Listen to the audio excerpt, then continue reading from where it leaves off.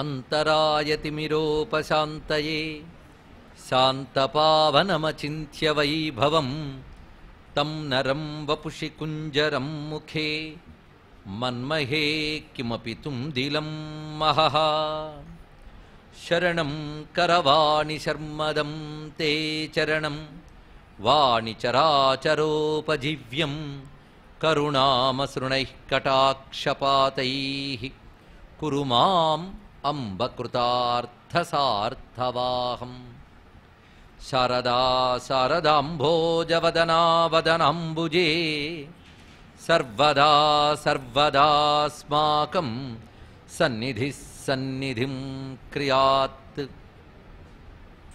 विमलपटी कमलकुटी पुस्तकरुद्राक्षशस्तहस्तपुटी कामाक्षि पक्ष्मलाक्षि कलितविपञ्ची विभासि वैरिञ्ची वागर्थाविव सम्पृक्तौ वागर्थप्रतिपत्तये जगतः पितरौ वन्दे पार्वती परमेश्वरौ गुरवे सर्वलोकानां भिषजे भवरोगिणां निधये सर्वविद्यानां दक्षिणामूर्तये नमः नारायणसमारम्भां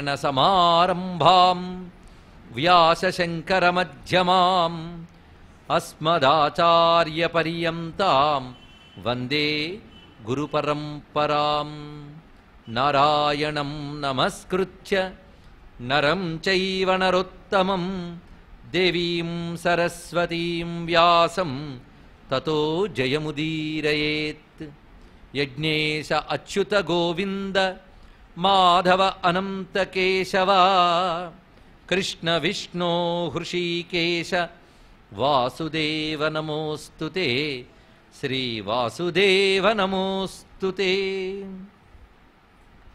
विदिताखिल शास्त्र सुधा जलधे महितोपनिषत् कथितार्थनिधे हृदये कलये विमलं चरणं भवशंकर देशिक मे शरणं श्रुतिस्मृतिपुराणानाम् आलयं करुणालयं नमामि भगवत्पादशङ्करं लोकशङ्करम् अज्ञानान्तर्गहनपतितान् आत्मविद्योपदेशैः त्रातुं लोकान् भवदवशिखातापपापच्यमानान् मुक्त्वा मौनं वटविटपिनो मूलतो निष्पतन्ति शम्भोर्मूर्तिश्चरति भुवने शङ्कराचार्यरूपा शम्भोर्मूर्तिश्चरति भुवने शङ्कराचार्यरूपा शिवाय गुरवे नमः शिवाय गुरवे नमः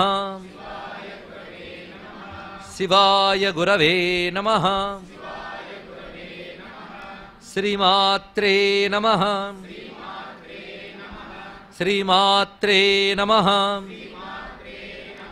श्रीमात्रे नमः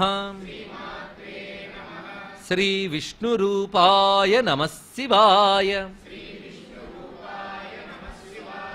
श्री विष्णुरूपाय नमः शिवाय श्री विष्णुरूपाय नमः शिवाय जय जय शंकर हर हर शंकर जय जय शंकर हर हर शंकर जय जय शंकर हर हर शंकर नमो महद्भ्यो ऋषिभ्यो गुरुभ्यो नमः। ఈ పవిత్రమైన వేదభవనంలో అర్చింపబడుతున్న దేవతలందరికీ నమస్కరిస్తూ వేదమాతకు నమస్సులు సమర్పణ చేసుకుంటూ ఈ రోజున ఆదిశంకరుల వారి జయంతి. ఆదిశంకరులు మనందరికీ గురువులు, జగద్గురువులు. ఎవరు ఏ సంప్రదాయంలో ఉన్నా అన్ని సంప్రదాయాల వారికి కలిపి ఒక గురువుని చెప్పాలంటే ఆదిశంకరుల వారినే చెప్పాలి. వాళ్ళు వైష్ణవులైనా శైవులైనా శాక్తేయులైనా ఆదిశంకరులను గురువుగా అంగీకరించాలి. ఏదో సిద్ధాంతం గట్టిగా పట్టుకున్న వాళ్ళు మొండి పట్టుదలతో అంగీకరించలేకపోవచ్చు, కానీ కొంచెం విశాలంగా హృదయాన్ని తెరిచి ఆలోచిస్తే ఎవరైనా ఆయనకు నమస్కరించవలసిందే. ద్వైతమా, విశిష్టాద్వైతమా, అద్వైతమా ఇవన్నీ పక్కన పెడితే ఆదిశంకరులు లేకపోతే వేద ధర్మం ఉండేది కాదు, హిందూ ధర్మం ఉండేది కాదు. ముందు ఆస్తికత కనుమరుగవుతున్న సమయంలో ముందు ఆస్తిక్యాన్ని నిలబెట్టాడు మహానుభావుడు. ఆదిశంకరులు వేదాంత మత ప్రతిష్టాత, అద్వైత ప్రతిష్టాత అని చాలామంది అనుకుంటాం. అసలు వేద ధర్మ ప్రతిష్టాత మహానుభావుడు. కృష్ణ పరమాత్మ తర్వాత జగద్గురువు ఎవరు అంటే కృష్ణ పరమాత్మ, వ్యాసులు సమకాలికులు కనుక వాళ్ళిద్దరిని ఒకటి పెట్టుకుంటే మళ్ళీ జగద్గురువు అంటే ఆదిశంకరులకే నమస్కారం చేసుకోవాలి మనం. కృష్ణ పరమాత్మ ఎంత గొప్ప పని చేశారో అంత పని చేశాడు ఆదిశంకరులు. వివిధములైన యోగములు వేటికవే భిన్నముగా కనబడుతుంటే వాటన్నిటినీ ఏకసూత్రంతో సమన్వయించినటువంటి గొప్ప గురువు కృష్ణ పరమాత్మ. ఆ కృష్ణ పరమాత్మ కొత్తగా చేయలేదు.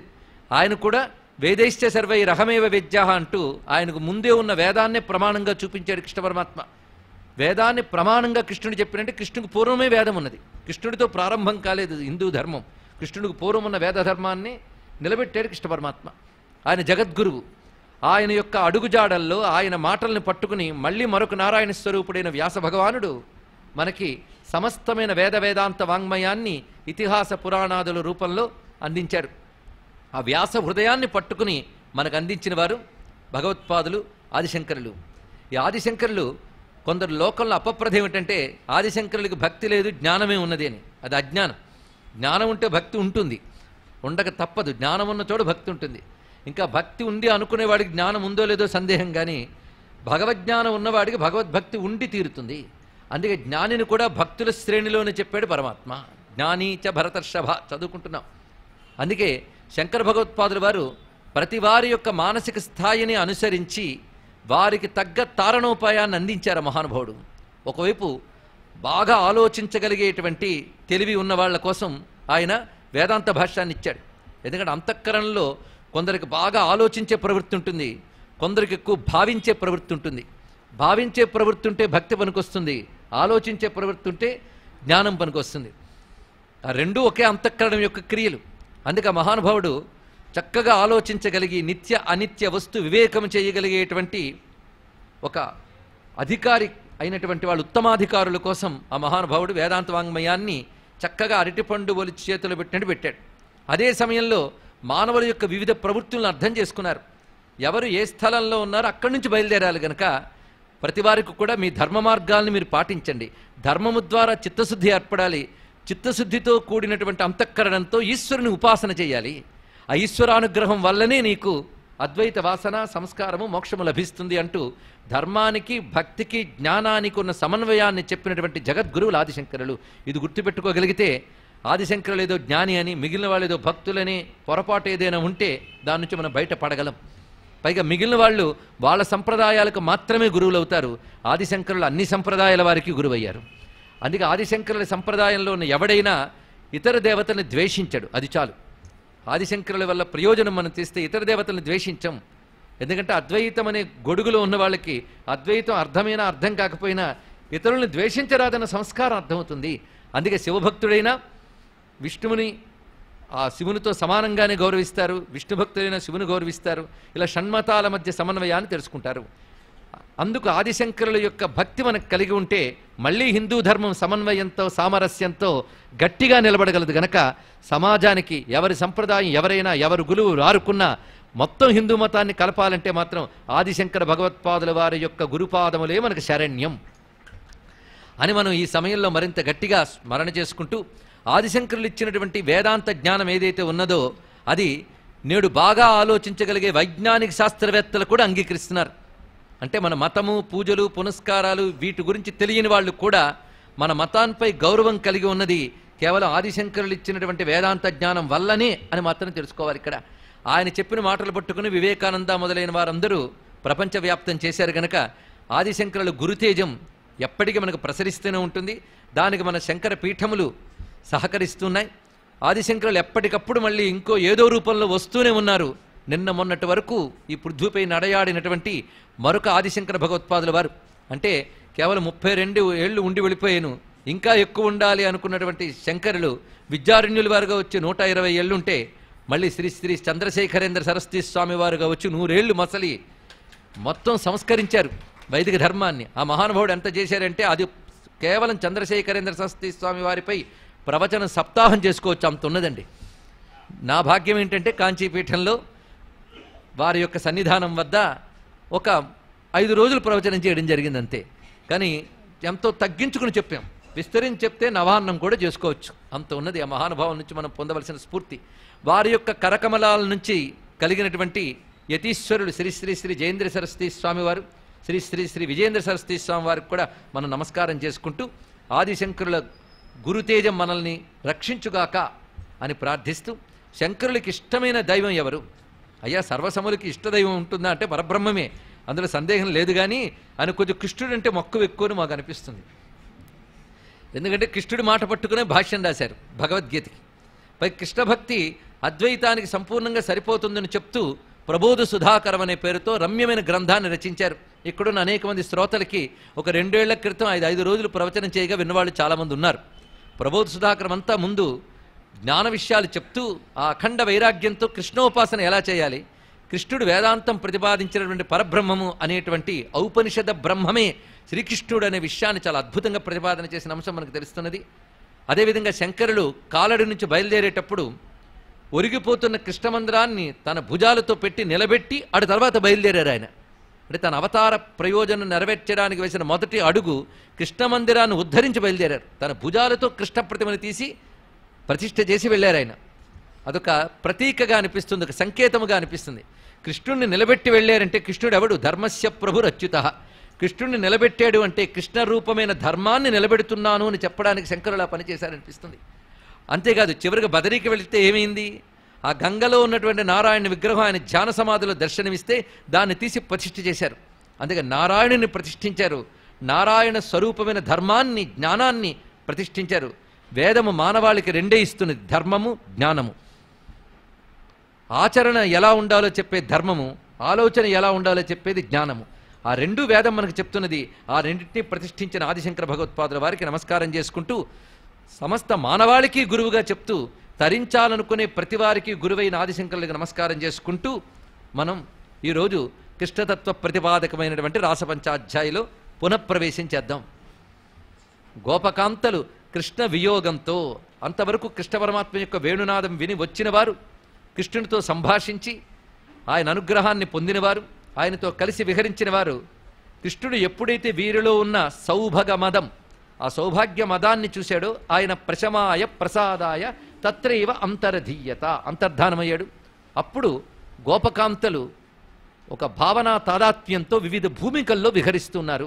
ఆ బృందావనంలోని విహరిస్తూ అక్కడ వృక్షములని రకరకాల తీగలని ప్రశ్నిస్తూ కృష్ణుడు ఇక్కడికి వచ్చాడా అని అడుగుతూ క్రమంగా వారే కృష్ణుని యొక్క లీలల్ని అనుకరిస్తూ ఉన్నారు. ఇక్కడ అనుకరిస్తున్నప్పుడు వారు శరీరముల యందు కృష్ణ భావనే చూపిస్తున్నారు. ఇక్కడ ఆ స్థితిలో వెళుతూ ఉండగా వాళ్ళకి అడుగుజాడలు కనిపించాయి. అంతవరకు నిన్ను చెప్పుకున్నాం. అడుగుజాడలు పోని కృష్ణుడు అడుగుజాడలు మాత్రమేనా అంటే ఒక స్త్రీ యొక్క అడుగుజాడలు కనబడ్డాయి. వెంటనే వారికి కృష్ణ విరహం కాస్త ఒక చిన్న అసూయ ఉన్నది. ఇలాంటివి బాగానే ఉంటాయండి ప్రేమలో, భగవత్ ప్రేమలో బాగుంటాయి. అందుకే నారద మహర్షి భక్తి సూత్రాల్లో గొప్ప మాట చెప్పాడు. తదర్పిత అఖిలాచార సన్ కామక్రోధాభిమానాదికం తస్మిన్నేవ కరణీయం అన్నాడు. ఇక్కడ పరమాత్మకే సర్వము అర్పించినటువంటి వారు వారికి కలిగిన మనోభావాలను ఆయన వైపు ప్రసరిస్తారు. మనకి ఇవన్నీ ఉంటాయి కానీ లోకం వైపు ప్రసరిస్తూ ఉంటాం. అక్కడ వాళ్ళు కేవలం పరమాత్మ యొక్క అంకిత భావంతో కూడిన వారై ఇవి ఆయన పట్ల ప్రసరిస్తారు. ఎందుకంటే మనల్నందరినీ విడిచిపెట్టి కేవలం ఆమెతోనే విహరించాడు అంటే ఏమిటి ఆమె గొప్ప? ఒక విధమైనటువంటి అసూయ ఆవేదన అన్నీ కలిగి ఆ పాదములను చూస్తూ పరిశీలిస్తూ వెళుతూ ఎవరికి తోచింది వాళ్ళు వ్యాఖ్యానిస్తున్నారు. చూడిక్కడ ఒక ఎలనాగ చెయ్యూదినా అడిచ్చట సరసనున్నవి 4 చరణములను. ఇక్కడ పాదములు ప్రక్కనే ఉన్నాయి, గమనించావా? అంటే వాళ్ళిద్దరూ కలిసి నడిచారనమాట. కృష్ణుడు ఆమె వాళ్ళిద్దరూ కలిసి ఇక్కడ నడిచారు. అంతేకాదు ఇక్కడ చూసావా ఎదురుగా ఉన్నాయి పాదములు, అంటే వాళ్ళిద్దరు ఎదురుగా నిలబడి మాట్లాడుకున్నారనమాట. ఇలా అనేక రకాలుగా అనుకుంటూ ఒక చోట కేవలం కృష్ణపాదాలు మాత్రమే కనబడుతున్నాయి. అవి గట్టిగా భూమి మీద నొక్కినట్టు కనబడుతున్నాయి, మామూలుగా ఉన్నట్టు కాకుండా. ఏమిటింత గట్టిగా కనబడుతున్నాయి అంటే గొప్పగా మాటలు ఇక్కడ చెప్తున్నారు. ఇమాన్యధికమగ్నాని పదాని వహతో వధూం గోప్య పశ్యత కృష్ణస్య భారాక్రాంతస్య కామినః. ఇంత గట్టిగా ఇక్కడ పాదాలు పెట్టాడు అంటే ఆవిడ పాదాలు కనబడట్లేదంటే ఆవిడ్ని ఇక్కడ ఎత్తుకుని నడుచుకుంటాడు. అందుకు ఎత్తుకున్న బరువు ఒకటి పాదములు ఇక్కడ పెట్టాడు. మొత్తానికి ఆవిడ ఎవరో కానీ మనల్ని అందరినీ విడిచిపెట్టి ఆవిడ ఒక్కతే కృష్ణుని యొక్క దివ్యామృతాన్ని ఆస్వాదించింది. తస్యా అమూని నక్షోభం కుర్వంత్యుచ్చైపదాని యత్ యైకాపహృత్య గోపీనాం రహో భుంక్తే అచ్యుతాధరం నలక్షంతే పదాన్యత్ర. మొత్తానికి అలా విహరించిన ఆమె అడుగులు ఇక్కడ కనబడట్లేదంటే పరమాత్మతో అంత తాదాత్మ్యంగా విహరించిన భాగ్యశాలిని ఆమె. అంతేకాదు ఇక్కడ చూసావా, కేవలం ఆయన పాదముల్లో మొదటి భాగం మాత్రమే కనబడుతుంది. అత్ర ప్రసూనాపచయ ప్రియార్థే ప్రేయసాకృత ప్రపదాక్రమణే ఏతే పశ్యతా సకలే పదే. పూర్తి పాదం కనిపించట్లేదు ఇక్కడ, పాదం యొక్క మొదటి భాగం మాత్రమే కనబడుతుంది. అది నొక్కినట్టు కనబడుతుంది ఇక్కడ. ఎందుకై ఉంటుందంటావు? అందో గోపిక, ఇంకో గోపిక పరిశీలిస్తోంది. ఇది వాళ్ళు చేస్తున్న పనులు. ఆ పరిశీలిస్తూ చెప్తోంది ఇక్కడ ఇలా నొక్కాడంటే అర్థం ఏంటంటే, పైన చూసేవో పూల చెట్టు ఉంది, అక్కడ అన్ని పువ్వులు ఉన్నాయి కానీ కొమ్మకి లేవు. అంటే కొమ్మకి పువ్వులు కోసినాడిచ్చట.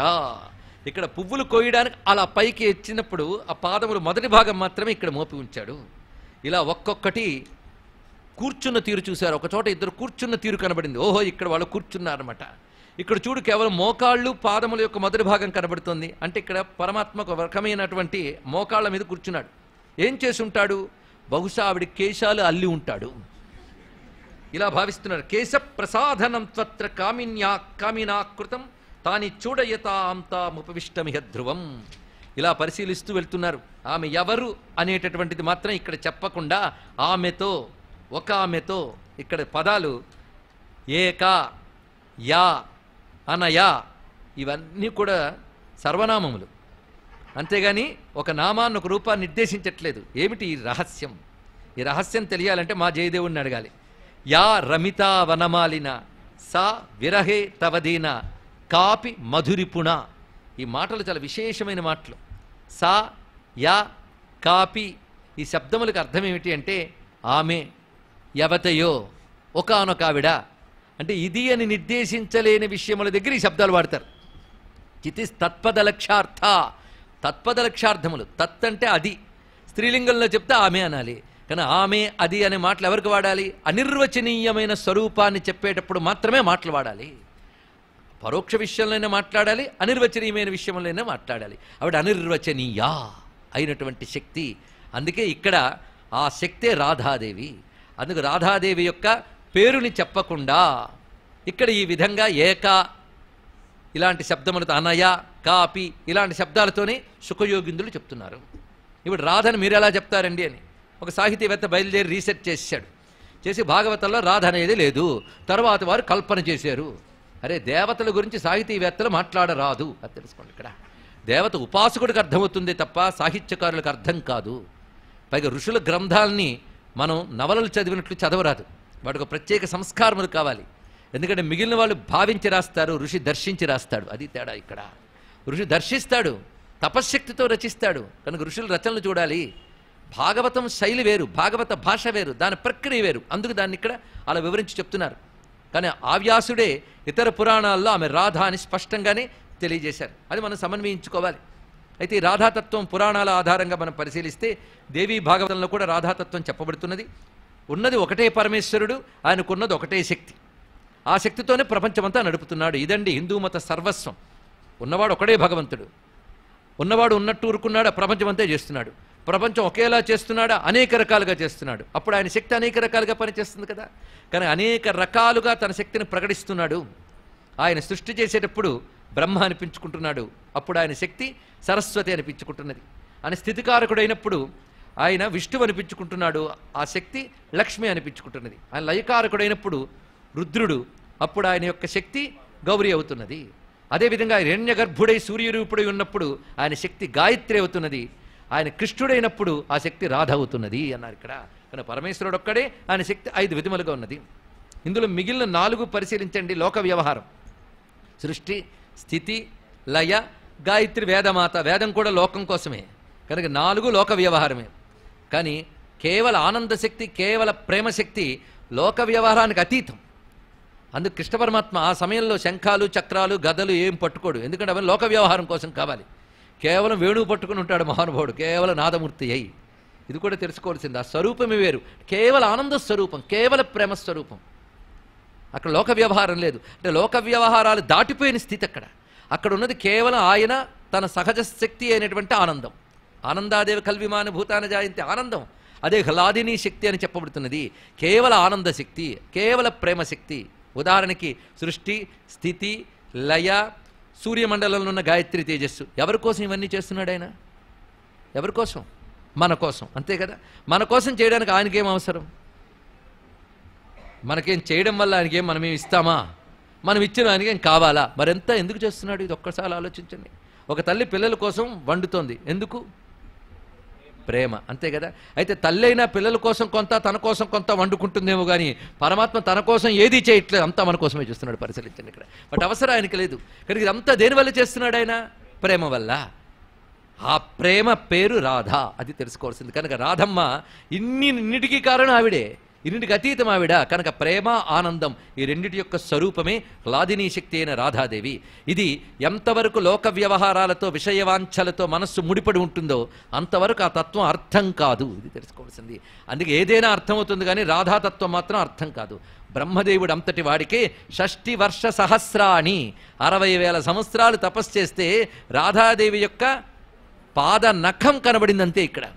ఎందుకు? ఆయన లోక వ్యవహారం పెట్టుకున్నవాడు 4 తలకాయలతో. మరి ఆయన కనబడుతుందా ఇక్కడ? కనుకనే ఎంత శుద్ధమైన హృదయం ఉండాలో రాధాతత్వం అర్థం చేసుకోవాలి. పైగా ప్రస్తుతం మనం ఏం మాట్లాడినా దేవతల గురించి అవి ఏ పురాణంలో ఉందండి అంటారు. దేవతలు పురాణాల్లో ఉండే పాత్రలు కాదు, దేవతలకు శక్తి, వాళ్ళు ఎప్పుడూ ఉంటారు. రాధాదేవి అంటే ఏమిటో నిర్వచనం 2వ రోజు చెప్పుకున్నాం. రాధ అంటే ప్రేమ. అది ఈశ్వరుడు యందున్నప్పుడు ఆ ప్రేమ దయ, మనలో ఆ ప్రేమ ఉన్నప్పుడు భక్తి అనిపించుకుంటుంది అని. ఈ భక్తి, ఆ దయ రెండు ప్రేమ యొక్క 2 రకాల రూపాలు. మనలోంచి ప్రసరిస్తున్నప్పుడు అది భక్తి, ఆయన నుంచి ప్రసరిస్తున్నప్పుడు దయ. కనుకనే భక్తి, దయ రెండూ లేని ముక్తి లేదు. కేవలం మన భక్తి ఉంటే ఒంటి చేయి చప్పట్లు ధ్వనుంటుందా? ఉండదు. ఆయన అనుగ్రహం కూడా కలవాలి, ఈ రెండూ కలవాలి. కనుకనే ఇక్కడ భక్తి ఉండాలి, అక్కడ దయ ఉండాలి. ఈ రెండు ఉంటే గాని కృష్ణుడు దొరకడు. గనక రాధమ్మ లేనిది కృష్ణుడు దొరకడు అని పెద్దవాళ్ళు చెప్పిన దానిలో అంతరార్థం. ఈ భక్తికి, ఒక ప్రేమకి ఒక రూపాన్నిచ్చి, ఒక మంత్రాన్నిచ్చి ఉపాసన చేస్తే ఆ తల్లి రాధాదేవి. అసలు రాధా స్మరణ మాత్రేన, రాధా అనే నామానికి అంత శక్తి ఉన్నదో విశేషమైనది. ఎవరికి తెలుస్తుంది? తదుపాసకులకు తెలుస్తుంది. రాధాతత్వాన్ని ఆస్వాదించే మహాత్ములకి రాధాతత్వం తెలుస్తుంది. అది లేని వాళ్ళకి కేవలం వింటే చాలు, ఆ పుణ్యం పండి ఎప్పటికైనా అర్థమవుతుంది. ఇక్కడ రాధ్నోతి సకలాన్ కామాన్ తస్మాత్ రాధేతి కీర్తిత అని దేవీ భాగవతం చెప్తున్న నిర్వచనం. అన్ని కోరికలు తీర్చే శక్తి పేరు రాధ అన్నారు. ఇది నిర్వచనం. అన్ని కోరికలు ఎప్పుడైనా తీరుతాయండి? అన్ని కోరికలు రాధాదేవి తీరుస్తుంది కనుక రేపటి నుంచి ఇంకా రాధానామే అన్ని కోరికలు తీరిపోతాయి కదా. చిత్రం ఏంటంటే అన్ని కోరికలు తీరిన స్థితి అంటే ఏమిటి? ఇది ఇక్కడ అన్ని కోరికలు తీరిన స్థితి అంటే పూర్ణకామ. పూర్ణకామ అంటే ఏ కోరిక లేని స్థితి అని అర్థం. ఇక్కడ ఏ కోరిక లేని పరిపూర్ణ స్థితి అది ఇస్తున్నది. ఒక కోరిక తీరితే తప్పకుండా మరొక కోరిక పుడుతుంది. మీ బతుకులో ఉన్న కోరికల లిస్టంతా పుస్తకం రాయండి, భగవంతుడు తీర్చేశాడు అనుకోండి, మీకు తప్పకుండా మరో కోరిక పుట్టి తీరుతుంది. అన్ని కోరికలు తీరిపోయాయంటే ఇంక పొందవలసింది ఏదీ లేదు అనే స్థితి రావాలి ఇక్కడ. అందుకు ఆప్తం అనేది ఇంకేమీ లేదు ఇక్కడ. అందుకే ఆప్తకామ, పూర్ణకామ ఈ శబ్దములు ఏవైతే ఉన్నాయో ఆ స్థితినిచ్చేది రాధాదేవి. అంటే మోక్షకారిణి అని స్పష్టంగా తెలుస్తున్నది ఇక్కడ. అంతేకాదు ఆరాధన అనే మాట ఉన్నది. ఆ అనేది ఉపసర్గ మాత్రమే, రాధనం అనేది ఇక్కడ ప్రధానమైనటువంటి మాట. ఇక్కడ రాధనము, ఆరాధన అంటే ఏమిటి చెప్పగలరు ఎవరైనా? పూజ, కీర్తన, ధ్యానమా, ఏమిటి? ఇవన్నీ ఆరాధనలే. అంటే భగవంతునితో మనకి అనుసంధానము చేసే ప్రక్రియ పేరు ఆరాధన. అది సంగీతం కావచ్చు, పూజ కావచ్చు, ధ్యానం కావచ్చు. అంటే భగవంతునికి మనకు ఉన్నటువంటి అనుబంధం. ఇప్పుడు సూర్యుడికి మనకు అనుబంధం ఏంటండి? కాంతి. కాంతి బట్టే కదా సూర్యుని తెలుసుకుంటున్నాం. ఆ సూర్యునికి కాంతి ఎలాగో కృష్ణునికి రాధ అలాగా. కనుక కాంతి బట్టి సూర్యుని ఎలా తెలుసుకుంటున్నామో రాధాదేవి బట్టి కృష్ణుని అలా తెలుసుకోగలం. కనుక ఆ రాధాదేవి అనుగ్రహం లేనిదే కృష్ణ పరమాత్మ యొక్క దయ దొరకదు. ఇటువంటిది రాధాతత్వం. ఈ రాధాతత్వం అనేక పురాణాల్లో వివరించబడుతున్నది. ప్రత్యేకించి వేదముల్లో, ఋగ్వేదాదుల్లో కొన్ని మంత్రముల్లో రాధాదేవి యొక్క విశేషములు కనబడుతున్నాయి. ఎందుకంటే వేదంలో లేనిది అవతారంలో రాదు. అది కృష్ణుడు, రాధా, గోపిక ఈ శబ్దములన్నీ విష్ణు, గోపా, అదాభ్య ఇలాంటి మంత్రములు వేదాల్లో కనబడుతున్నాయి. గోపా శబ్దం ఉన్నది అక్కడ. అలాగే వృషభాను పుత్రిక అయినటువంటి రాధాదేవి గురించి వేదమంత్రాల్లో కనబడ్డమే కాకుండా రాధికోపనిషత్తు అనే ఉపనిషత్తు కూడా విశేషంగా కనబడుతుంది.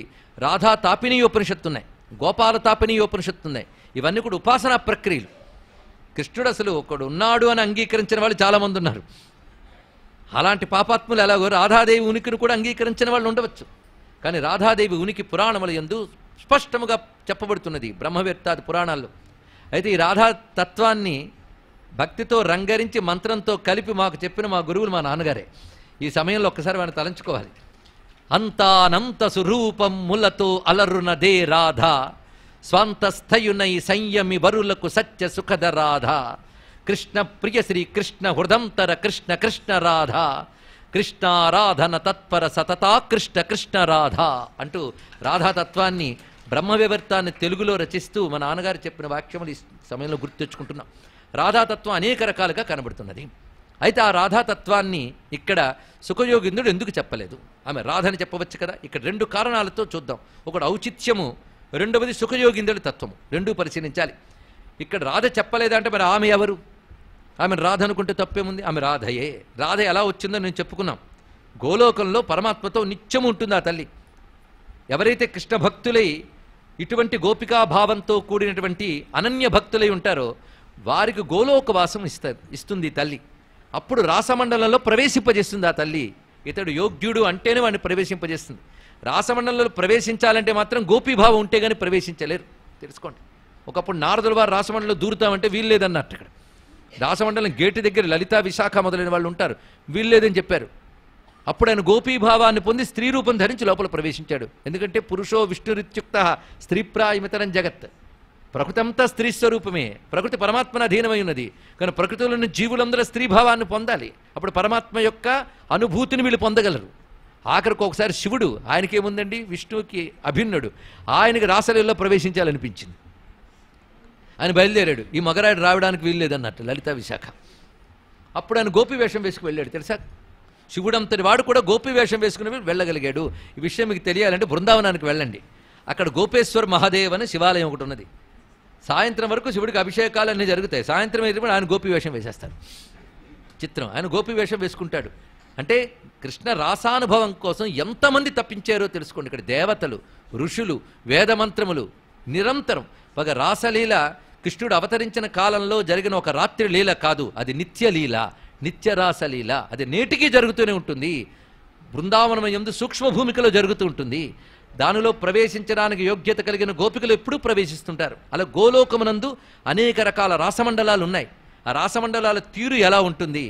రాసేశ్వరి అయినటువంటి రాధాదేవి ఏ విధంగా యోగ్యులను అందులో ప్రవేశింపజేస్తుంది. అమ్మకి రాసేశ్వరి అని పేరు, రాసమండల అధిష్టాత్రి అని పేరు. ఇక్కడ ఆ తల్లి ప్రవేశింపజేస్తుంది అక్కడ. ఆ వర్ణనంతా మనకు పురాణాలు చెప్తున్నాయి. ఆ భక్తులకి అవి అనుభవాలు.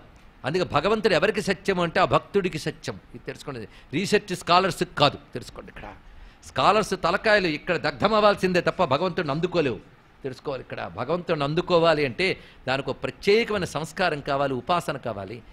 రుజువు చేసుకోవాల్సిన అవసరం దేవతలకి లేదు, వాళ్ళని పొందవలసిన అవసరం మనది, తెలుసుకోవాలి. అలాంటి యోగ్యులైన వారు ఆ తల్లిని తెలుసుకోగలరు. అటువంటి రాధాదేవి తాను కూడా కృష్ణ విరహాన్ని అనుభవిస్తూ గోపికల్లో ఒకటిగా ఉంటూ ఉన్నది ఇక్కడ. మరి ఆయన పేరు ఎందుకు, ఆవిడ పేరు ఎందుకు సుఖయోగిందులు చెప్పలేదు అనే దానికి పురాణములు, భాగవత తత్వాన్ని వ్యాఖ్యానించిన పెద్దలు చెప్పారు.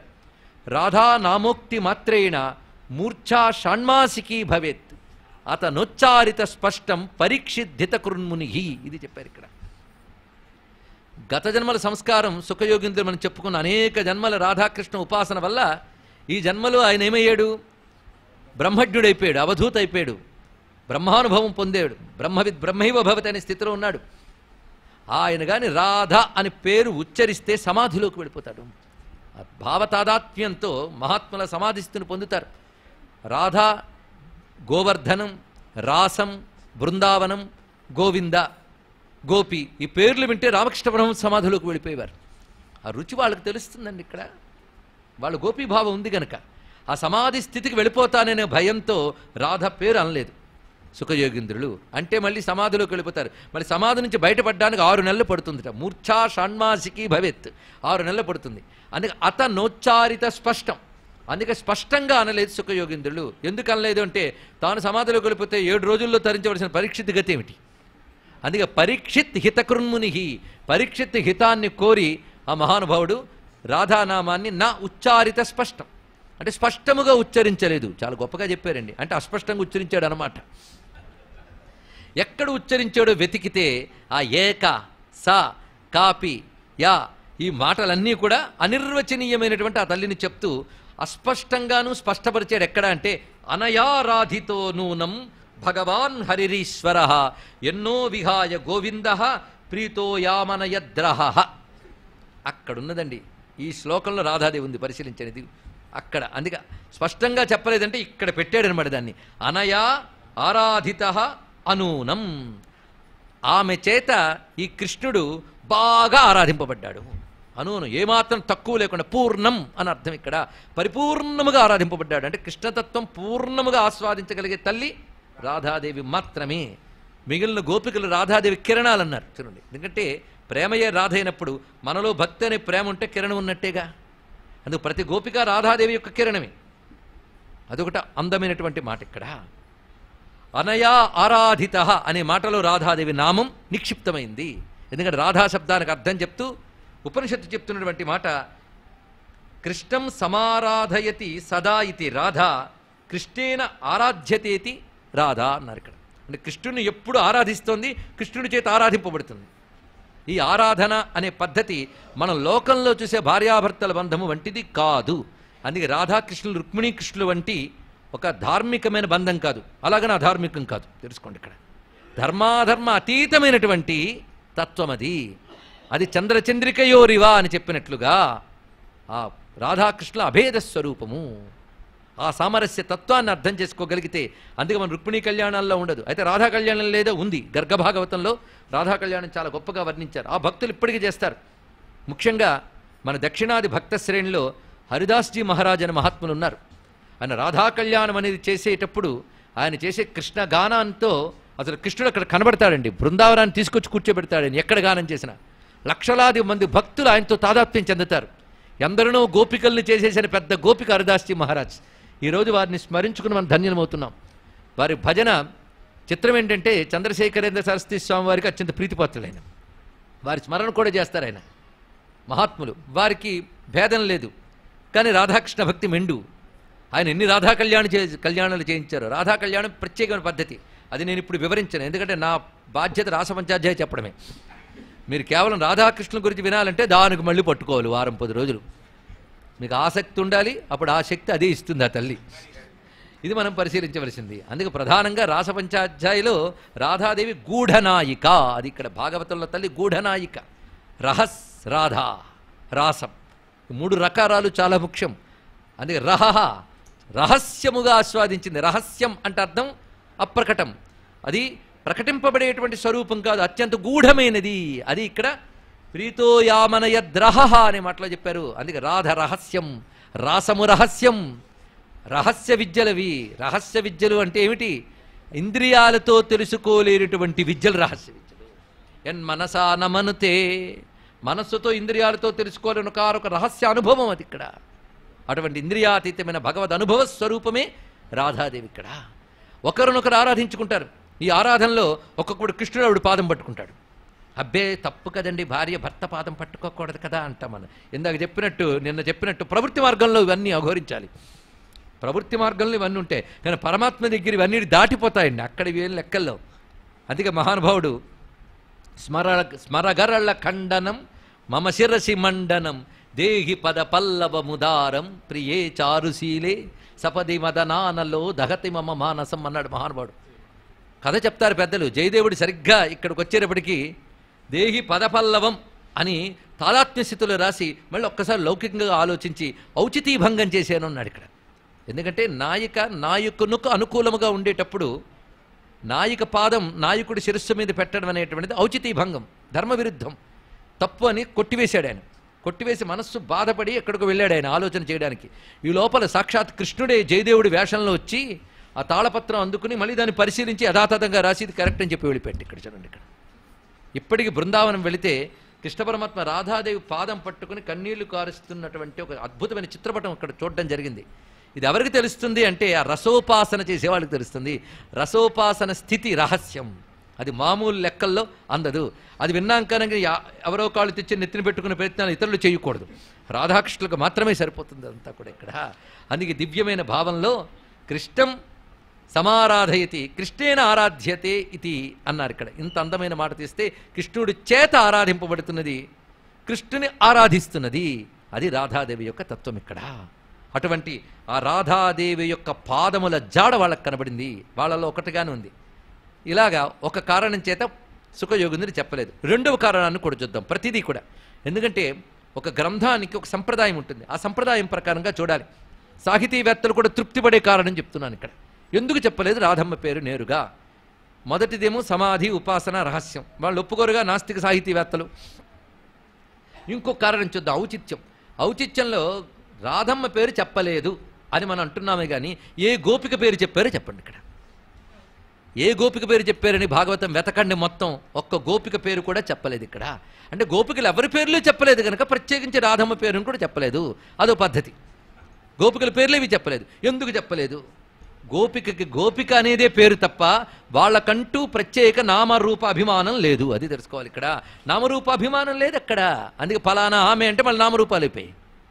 భక్తుడికి ఒక ఇష్టమైనది ఏమిటయ్యా అంటే భగవంతుడి వాడు అనేది గొప్ప ఇష్టం, అవునా లేదా? హనుమంతుడిని ఎవరయ్యా అంటే దాసోహం కోసలేంద్రస్య, అదే ఆయనకి ఇష్టం అంతే. ఇక్కడ భగవంతునితో సంబంధించిన వాళ్ళం, భగవంతుని వారం కానీ అది చెప్పుకోవడం గర్వం అండి. కానీ నువ్వెవరో అంటే ఇంత లిస్టు చెప్తాం, విని ఓపుకుండాలి అవతల వాడికి. కానీ భక్తులను అడిగితే ఒకడే చెప్తాడు, భగవంతుని వాళ్ళం అని. ఇక్కడ భగవంతుని వాళ్ళం, రాముని వారము, అప్పుడు అంటావు మాకేమీ విచారము అని. ఇక్కడ ఎంత అందమైన మాట ఇక్కడ. కనుక వీళ్ళందరూ గోపికలు, గోపీభావం చాలు. ఆయన గోపకుడు, వీళ్ళు గోపికలు. గోపనం అంటే రక్షణ, రక్షించేవాడు ఆయన. ఆయన రక్షణలో ఉన్న వాళ్ళందరూ గోపికలే. ఆయన రక్షణలో మనం లేము, ఉన్నామని స్పృహ ఉంటే మనము గోపికలమే. తెలుసుకోండి ఇక్కడ, కృష్ణ రక్షణలో మనం ఉన్నామంటే మనం గోపికలమైపోయాం. ఇంకా అంతేకాదు, గోభిహి ఇంద్రియైహి భక్తిరసం పిబతి ఇది గోపి.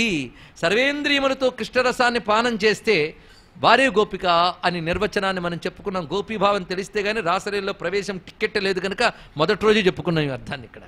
సర్వేంద్రియములతో కృష్ణరసపానం చేసేవాళ్ళు గోపికలు. వాళ్ళు ఎవరైతేనేముందండి, ఆవిడ పేరు లచ్చమ్మ అయితే ఏమి, పిచ్చమ్మ అయితే ఉంది, అందరూ గోపికలే. అది అక్కడ. కనుక ప్రత్యేక నామరూపాలు ఎందుకు చెప్పలేదయ్యా అంటే భక్తుడికి నామరూపాభిమానం ఉండదు. అహంకారాన్ని పరిత్యజించి సంచర్య సర్వ విషయాన్ స్తవ పాదమూలం భక్తాహ అని చెప్పిన మహాత్ములకి విషయాలే విడిచిపెట్టినప్పుడు శరీరం కూడా విషయమే, నామరూపాల విషయమే. తెలుసుకోండి, శంకరులు బ్రహ్మసూత్ర భాష్యాల్లో గొప్ప మాట చెప్తారు. ప్రపంచమంతా ఇదం ప్రత్యయం, పరమాత్మొక్కడే అహం. ఇదం అనేది అంతా ప్రపంచమే అన్నాడు. ఇదం అంటే నువ్వు చూపించే ప్రపంచం కాదు, నీ దేహంతో సహా అని చెప్పాడు. ఎంత గొప్ప విషయం చూడండి. దేహం కూడా ప్రపంచమే, కానీ దేహం కూడా ప్రపంచ విషయమే. దేహానికి అతీతమైనది ఒకటి ఉన్నది కనుక దేహమే తమది కాదనే స్థితిలో ఉన్నటువంటి వారికి ఇంకా దేహగతమైన నామరూపాభిమానం ఎక్కడుంటుందండి? కనుక నామరూపాభిమానం లేని తత్వమే గోపికాతత్వం. కనుక భాగవతకారుడు గోపికలకు పేర్లు ప్రత్యేకించి చెప్పలేదు. ఇది తెలుసుకుంటే చాలు. పురాణకర్త వచ్చేటప్పటికల్లా మన కోసం వివరించడానికి అనేక రకాల విషయాలు చెప్తూ రాధమ్మని నేరుగా చెప్పారు. అయితే భాగవత తత్వాన్ని వంట పట్టించుకున్న మహాత్ములు ఆవిడ రాధ అని వ్యాఖ్యానాల్లో చెప్పారు.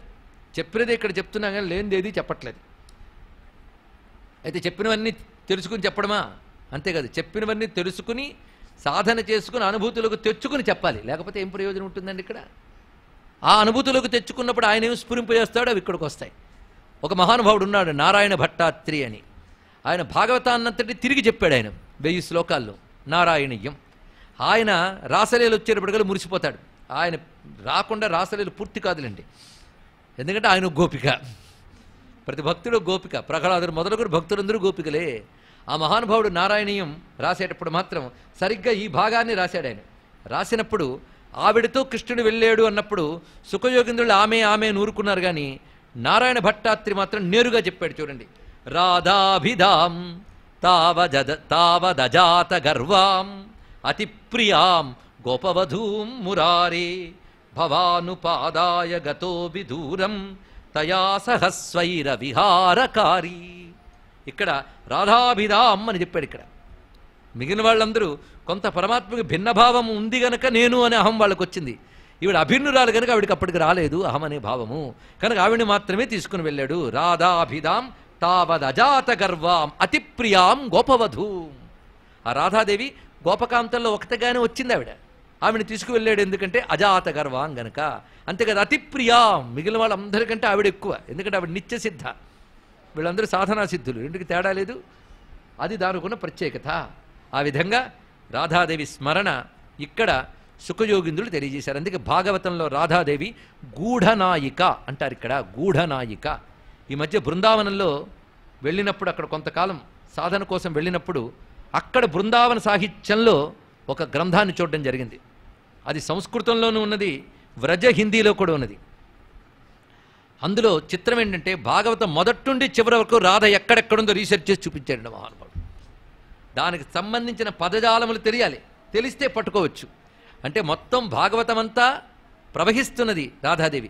చెరకులో రసం ఉంటుంది, కనబడదు. భాగవతంలో రాధ ఉంటుంది, కనబడదు. తెలుసుకోండి. భాగవతం పట్టుకోగా ఏ భగవద్ రసానుభవం నీకు వస్తుందో ఆ రసస్వరూపిణి రాధ. చిదేక రసరూపిణి రంజని రమణి రస్య ఆబాల గోప విదిత.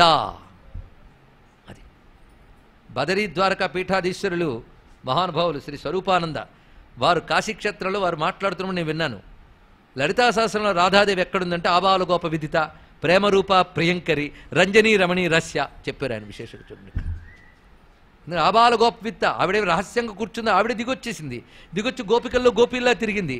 అప్పుడు కృష్ణుని చూసినట్టు ఆవిడనే అందరూ చూశారు. ఇప్పటికి మీరు బృందావనం వెళ్ళండి, వృషభానుడు ఏ ప్రాంతాల్లో ఉండేవాడు ఇప్పటికి ఉంది, బర్సానా. అలాగే రాధాదేవి వృషభానుడికి దొరికిన చోటు రావెల్ ప్రాంతములు, ఇప్పటికీ ఇక్కడ రాధానామం కనబడుతుంది. లేనిది ఎలా కనబడుతుందండి? అక్కడందరూ రాధా రాధా రాధా నిత్య స్మరణ చేస్తున్నారే, ఏ ఆధారం బట్టి వాళ్ళు చేస్తున్నారు, ఏ ఆధారం బట్టి అక్కడ అనుభూతిని పొందుతున్నారు? అంతేకాదు, ఒక పెద్ద సైంటిస్టు రాధాతత్వం తెలిసి సర్వసంగ పరిత్యాగి అయి కౌపీనమాత్రధారి అయి రాధా ఉపాసనలో సిద్ధి పొందాడు.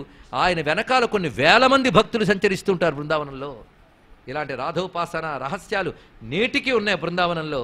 అపారమైన రాధాతత్వంలో ఒక 2 మెరుపు తీగలే మనం ఈరోజు చెప్పుకున్నాం అంతే. ఇదేదో పెద్దగా చెప్పుకున్నాం అనుకోవద్దు, నాకు తెలిసి ఎంత తక్కువ చెప్పుకున్నాము. మొత్తానికి అనయా రాధితో నూనం భగవాన్ హరిరీశ్వర ఎన్నో విహాయ గోవింద ప్రీతో యామనయద్రహ. ఆవిడ అదృష్టవంతురాలి గనకని ఆవిడ పట్ల తృప్తి చెంది మనల్ని అందరినీ విడిచిపెట్టి రహస్యానికి తీసుకుపోయాడు, ఏకాంతంగా తీసుకువెళ్ళాడు. ధన్యా అహో అమి అల్యో. మొత్తానికి ఆవిడ ధన్యురాలు అని చెప్పుకుంటూ ఆ పాదపద్మాలని ఒక్కసారి పాదపద్మాల జాడలకి చేతులు చాకించి నమస్కరించి కళ్ళకద్దుకుంటున్నారు. ఈ పాదములు సామాన్యమైనవి కావు. ఈ పాదములే యాన్ బ్రహ్మేశో రమాదేవి దధుర్మూర్ధిని అఘనుత్తయే. బ్రహ్మాది దేవతలు లక్ష్మ్యాది శక్తులు కూడా ఏ పరమాత్మ యొక్క పాద ధూళిని శిరస్సును పెట్టుకుంటాయో ఆ పరమాత్మ యొక్క అడుగుజాడలివి అంటున్నారు గోపికలు. దీన్ని బట్టి గోపికలు కృష్ణుడు ఎవరో తెలుసుగా, లేకపోతే ఈ మాట ఎక్కడుంటుంది? ఈ చరణంబులే ఇందు నిభానన సనకాది ముని యోగి సరణి నొప్పు, ఈ పాదతలములే యలనాగ శృతివధూ సీమంత వీధుల చెన్ను మిగులు, ఈ పదాబ్జంబులే యభకులోత్తమయాన పాలేటి రాచూలి పట్టుకొమ్మ. మన పోతన గారు ఎంత అందంగా అందిస్తున్నారండి కృష్ణపాదాల వర్ణన. ఈ చరణంబులే, ఈ పాదములు సనకాది ముని యోగి శరణి నొప్పు. సనకాది యోగులు అనుసరించేది ఈ పాదముల జాడల్ని. అంతేకాదు ఈ పాద తలములు శృతివధూ సీమంత వీధుల చెన్ను మిగులు. ఈ అడుగు జాడలే వేదాంతములు యందు ప్రకాశిస్తూ ఉన్నాయి. ఈ పదాబ్జంబులే ఇభకులోత్తమయాన పాలేటి రాచూలి పట్టుకొమ్మ. తెలుగు మాట కదా, అర్థం అవడం కష్టం. పాలేటి రాచూలి అంటే క్షీరసాగర తనయ. ఆవిడ పట్టుకుంటుంది ఎప్పుడు ఈ పాదాలని. ప్రేమతో శ్రీ సతి పిసికడి పాదము. ఈ సుందరాంఘ్రులే ఇందీవరేక్షణ ముక్తికాంతా మనోమోహనంబు. ఈ అడుగుల రజమే ఇంతి బ్రహ్మేంద్రాది దివిజ వరులు మౌళి దిశల దాల్తురు అనుచు కొందరు అబలలు అబ్జాక్షుడేగిన క్రమము గనియు అతని కానరైరి. అడుగు జాడలు బట్టి కృష్ణుడు ఎటు వెళ్ళాడో తెలుస్తోంది కానీ ఆయన కనిపించట్లేదు. ఇక్కడ జాడలు కనబడుతున్నాయి, అడుగులు కనిపించట్లేదు. అలా వెళుతున్న వాళ్ళకి ఆ పాదముల గుర్తులు బట్టి పోల్చుకున్నారు. ఆయన అడుగు జాడలేని ఎలా పోల్చుకోగలిగారు అంటే లక్ష్యం తేహి ధ్వజాంభోజ వజ్రాంకుశయవాదిభి. ఆ అరిపాదాలకు కొన్ని గుర్తులుంటాయి. అవి ధ్వజము, పద్మము, వజ్రము, అంకుశము, యవధాన్యము మొదలైన పవిత్రమైన చిహ్నములు కలిగిన పాదములు గనక ఇవి కృష్ణపాదాలు. కొంచెం భేదంలో అవే రాధాపాదాలండి. ఇవి వాళ్ళవి, ఇంకోరి కావు. ఇది చూస్తే కృష్ణుడు అని ఎలా చెప్పగలిగారంటే కృష్ణుడికి తప్ప ఆ చిన్నములు ఇంకోరి పాదాలకు ఉండవు. ఇది తెలుసుకోండి. దీన్ని బట్టి కృష్ణావతారాన్ని అర్థం చేసుకోవాలి. సాక్షాత్ పరమాత్మ. అందుకే పరమాత్మ పాదములకి ఏ చిన్నములు ఉంటాయో అవే చిన్నాలు తిరిగాడు. కృష్ణావతారం యొక్క గొప్పతనం అదండి. సాక్షాత్తు తన యొక్క దివ్యమంగళ విగ్రహమైన నారాయణ స్వరూపము గోలోక కృష్ణ స్వరూపం ఏదుందో అది యథాతథంగా దిగి వచ్చింది భూమి మీదకి. చూసేవాళ్ళకి మనుష్యుల్లా కనబడ్డ అప్రాకృత దివ్యమంగళ విగ్రహంగానే తిరిగాడు. అందుకే కృష్ణస్తు భగవాన్ స్వయం అంటున్నారు ఇక్కడ. అందుకు ఆ పాదములకు ఆ చిన్నములు కనబడుతున్నాయి. లేకపోతే వైజయంతి ఇంచమాలామని ఎందుకు వర్ణిస్తాడండి అక్కడ? ఆయన బృందావనంలోకి వచ్చినప్పుడు ఓ నారాయణుడిగా వైకుంఠంలో ఉంటే వైజయంతి వేసుకున్నాడు. బృందావనంలోకి వస్తే వైజయంతి ఎక్కడి నుంచి వచ్చింది? ఇవన్నీ ఆలోచించారుగా. పైగా సుదర్శన ఆయుధం పట్టుకు తిరిగాడు కృష్ణుడు అనేక సార్లు. మరి అవన్నీ అలా పట్టుకు తిరుగుతున్నాడంటే ఇలా పిలిస్తే అలా వచ్చాడు గరుత్మంతుడు ఆయనకి. అంటే భూమి మీద తిరుగుతున్నాడు కానీ సాక్షాత్ పరమాత్మ గారి తిరుగుతున్నాడు గనక కృష్ణ పరమాత్మ అనేటువంటిది తన అవతారంలో చూపిస్తూనే ఉన్నాడు. అందుకే అడుగు జాడలు చూడగానే ఆయన స్మరిస్తూ వీళ్ళకు భావతాదాత్మ్యానికి వెళ్ళారు. వెళ్ళేటప్పటికల్లా ఒక చోట ఒక ఆవిడ ఏడుస్తూ కనబడింది. చాలా చిత్రమైన మాట. ఏడుస్తూ కనబడుతుంది. ఎవరు ఆవిడ అని చూశారు. ఇంతవరకు ఎవరు అడుగు జాడలు చూశారు? ఆవిడ. అంటే ఆవిడని కూడా వదిలేశాడు అనమాట. కొంతవరకు ఆవిడని తీసుకెళ్లారు, ఆవిడని కూడా వదిలేసి మాయమైపోయాడు. ఇక్కడ ఏడుస్తోంది ఆవిడ. ఆ ఏడుస్తుంటే నువ్వెవరివి ఏమిటి? మాలోనే ఉన్నావు, అప్పుడు కనబడలేదు, ఇప్పుడు కనబడుతున్నావు. ఇందాక అడుగు జాడలు చూశాను, అవి నీవేనా అంటే అవును నావే అని. మరి నిన్ను తీసుకెళ్ళాడు, పో నువ్వేనా సుఖపడుతున్నావు అనుకుంటే నిన్ను వదిలేశాడా? ఏం చేయండి, నన్ను వదిలేశాడు. ఎప్పుడు వదిలేశాడు నిన్ను? నన్ను ఇంత ప్రేమగా తీసుకెళ్తూ ఉంటే ఒక చోట నేను ఆగి ఇంకా నేను నడవలేను బాబు ఎత్తుకో అన్నాను. అనగానైనా సరే రా భుజం మీద ఎక్కువ అన్నాడు. భుజం మీద ఎక్కబోతుంటే మాయమైపోయాడు ఇక్కడ.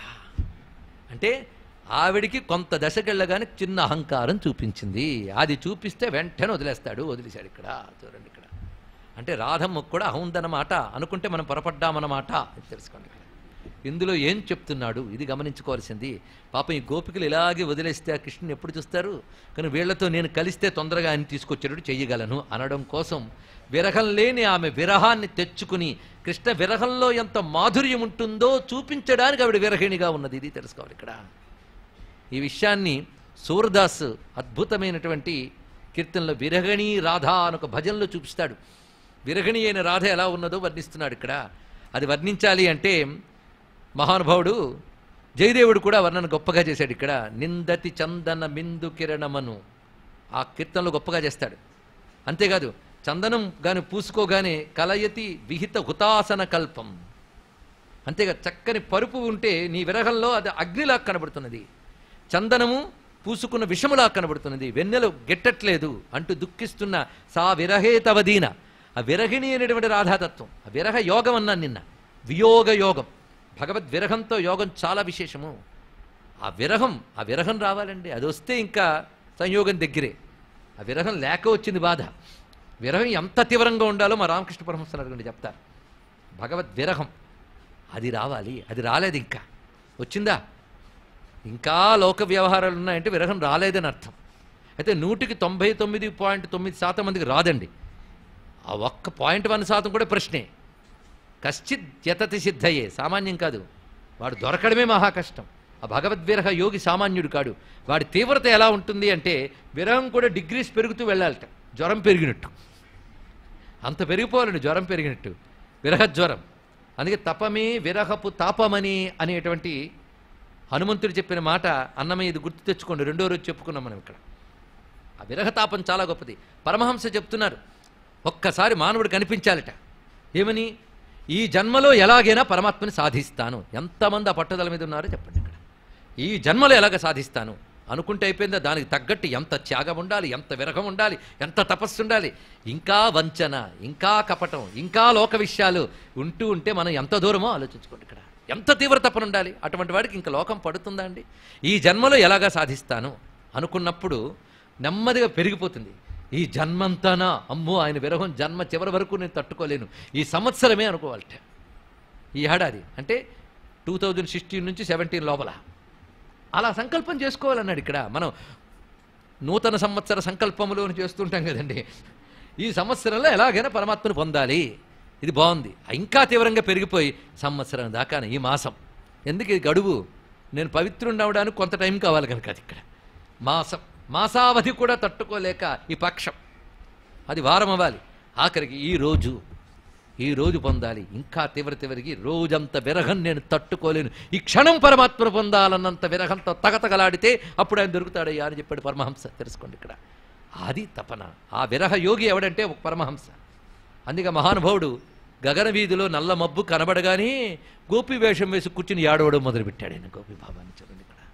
గోపీభావం పరమహంస లాంటి విరక్తులు భార్యలో కూడా జగన్మాతను చూడగలిగాడు మహానుభావుడు గోపీభావాన్ని ఆశ్రయించాడంటే గోపీభావం ఎంత పవిత్రమైనది చూడండి ఇక్కడ.